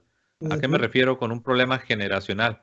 Pues que ya tenemos ya tal vez 50, 100 años heredando estos problemas y aquí es donde vemos los retos de nuestra propia iglesia, ¿verdad? Es muy fácil hablar de los errores de otros grupos, pero nuestra iglesia, que es la única iglesia fundada por Cristo, la misma iglesia católica tiene estas luchas, tiene estas batallas, tiene estos retos. Recuerden la parábola de nuestro Señor Jesucristo, que nos dijo que el reino de Dios, es decir, la iglesia, en el reino de Dios hay trigo, es un campo de siembra, donde hay trigo, pero no solo trigo, hay cizaña y existe también, como Eric lo mencionaba, hay una guerra espiritual. Miren, todo eso existe, es real y debemos luchar contra todo eso, pero dentro de la iglesia. Va a haber luchas, va a haber malos cristianos, va a haber ignorancia, va a haber de todo lo que tú quieras quejarte. Y es una pelea que tienes que pelear, tienes que luchar, pero dentro de la iglesia. Nunca habrá una justificación para salirse y abandonar. Y bueno, muchos lo hacen, pero la mayoría lo hacen por ignorancia. Yo quiero terminar leyendo de nuevo las palabras de San Pedro. En el libro de los Hechos, el capítulo 2, voy a leer lo que dijo aquí San Pedro en capítulo 2 del libro de los Hechos, capítulo 2, en el verso 36. San Pedro, el primer papa, el primer líder de la iglesia instituido por Cristo, dijo esto: sepa pues ciertísimamente toda la casa de Israel, todo el pueblo de Dios, que a este Jesús, a quien vosotros crucificasteis, Dios le ha hecho Señor y Cristo. Ahora, al oír esto, se compungieron, se quebrantaron de corazón y dijeron a Pedro y a los otros apóstoles: varones hermanos, ¿qué haremos? Creemos, pero ¿qué debemos hacer? ¿Qué haremos? Pedro les dijo: arrepentíos y bautícese cada uno de vosotros en el nombre de Jesucristo para perdón de pecados, y recibiréis el don del Espíritu Santo, porque para ustedes es la promesa, y para sus hijos, y para todos los que aún están lejos, para cuantos el Señor nuestro Dios llamare. Entonces el bautismo es la promesa, el evangelio, el bautismo es para nosotros y para nuestros hijos. Nos hace nacer de nuevo, nos perdona los pecados, nos da el Espíritu Santo, nos da la gracia santificante, nos introduce a la vida de Dios, nos incorpora a la iglesia, nos incorpora al cuerpo de Cristo, como lo dice 1 Corintios 12:13. Y es fundamental, no existe tal cosa como un cristiano no bautizado, al menos no en la Sagrada Escritura, no en la historia, no en toda la tradición cristiana. Ahora, que hay grupos que te dicen que tú puedes ser cristiano sin ser bautizado, o que el bautismo no es necesario para la salvación, o que quieren torcer las escrituras y hacer de la excepción la regla, agarrando al buen ladrón en la cruz para tratar de hacer su propia teología, están cayendo en un error. ¿No, Eric? Sí, estoy muy contento de haber estado aquí en este programa contigo del bautismo. Seamos Amén. Coherentes con la fe que estamos profesando y enseñemos a los hermanos qué es lo que está bien y qué es lo que está mal. Y no copiemos lo que está mal. Tenemos que copiar lo que está bien en la Santa Madre Iglesia Católica, que es la única fundada por nuestro Señor Jesucristo. Adelante, José. Sí, así es. Bueno, de nuevo, gracias, Eric, por habernos acompañado, haber tomado tiempo de tu día. Pudieras estar haciendo cualquier otra cosa con la familia en tu descanso, pero gracias que nos has dado de tu tiempo, Eric, y nos acompañas y nos enseñas, y es algo que en verdad yo en lo personal lo valoro, y sé que muchos, lo digo basándome en los comentarios que he leído, sé que muchos lo hacen, y gracias, hermano Eric, y a todos ustedes que nos han acompañado, gracias, hermanos. Dejen sus comentarios, dejen sus preguntas, sus observaciones también.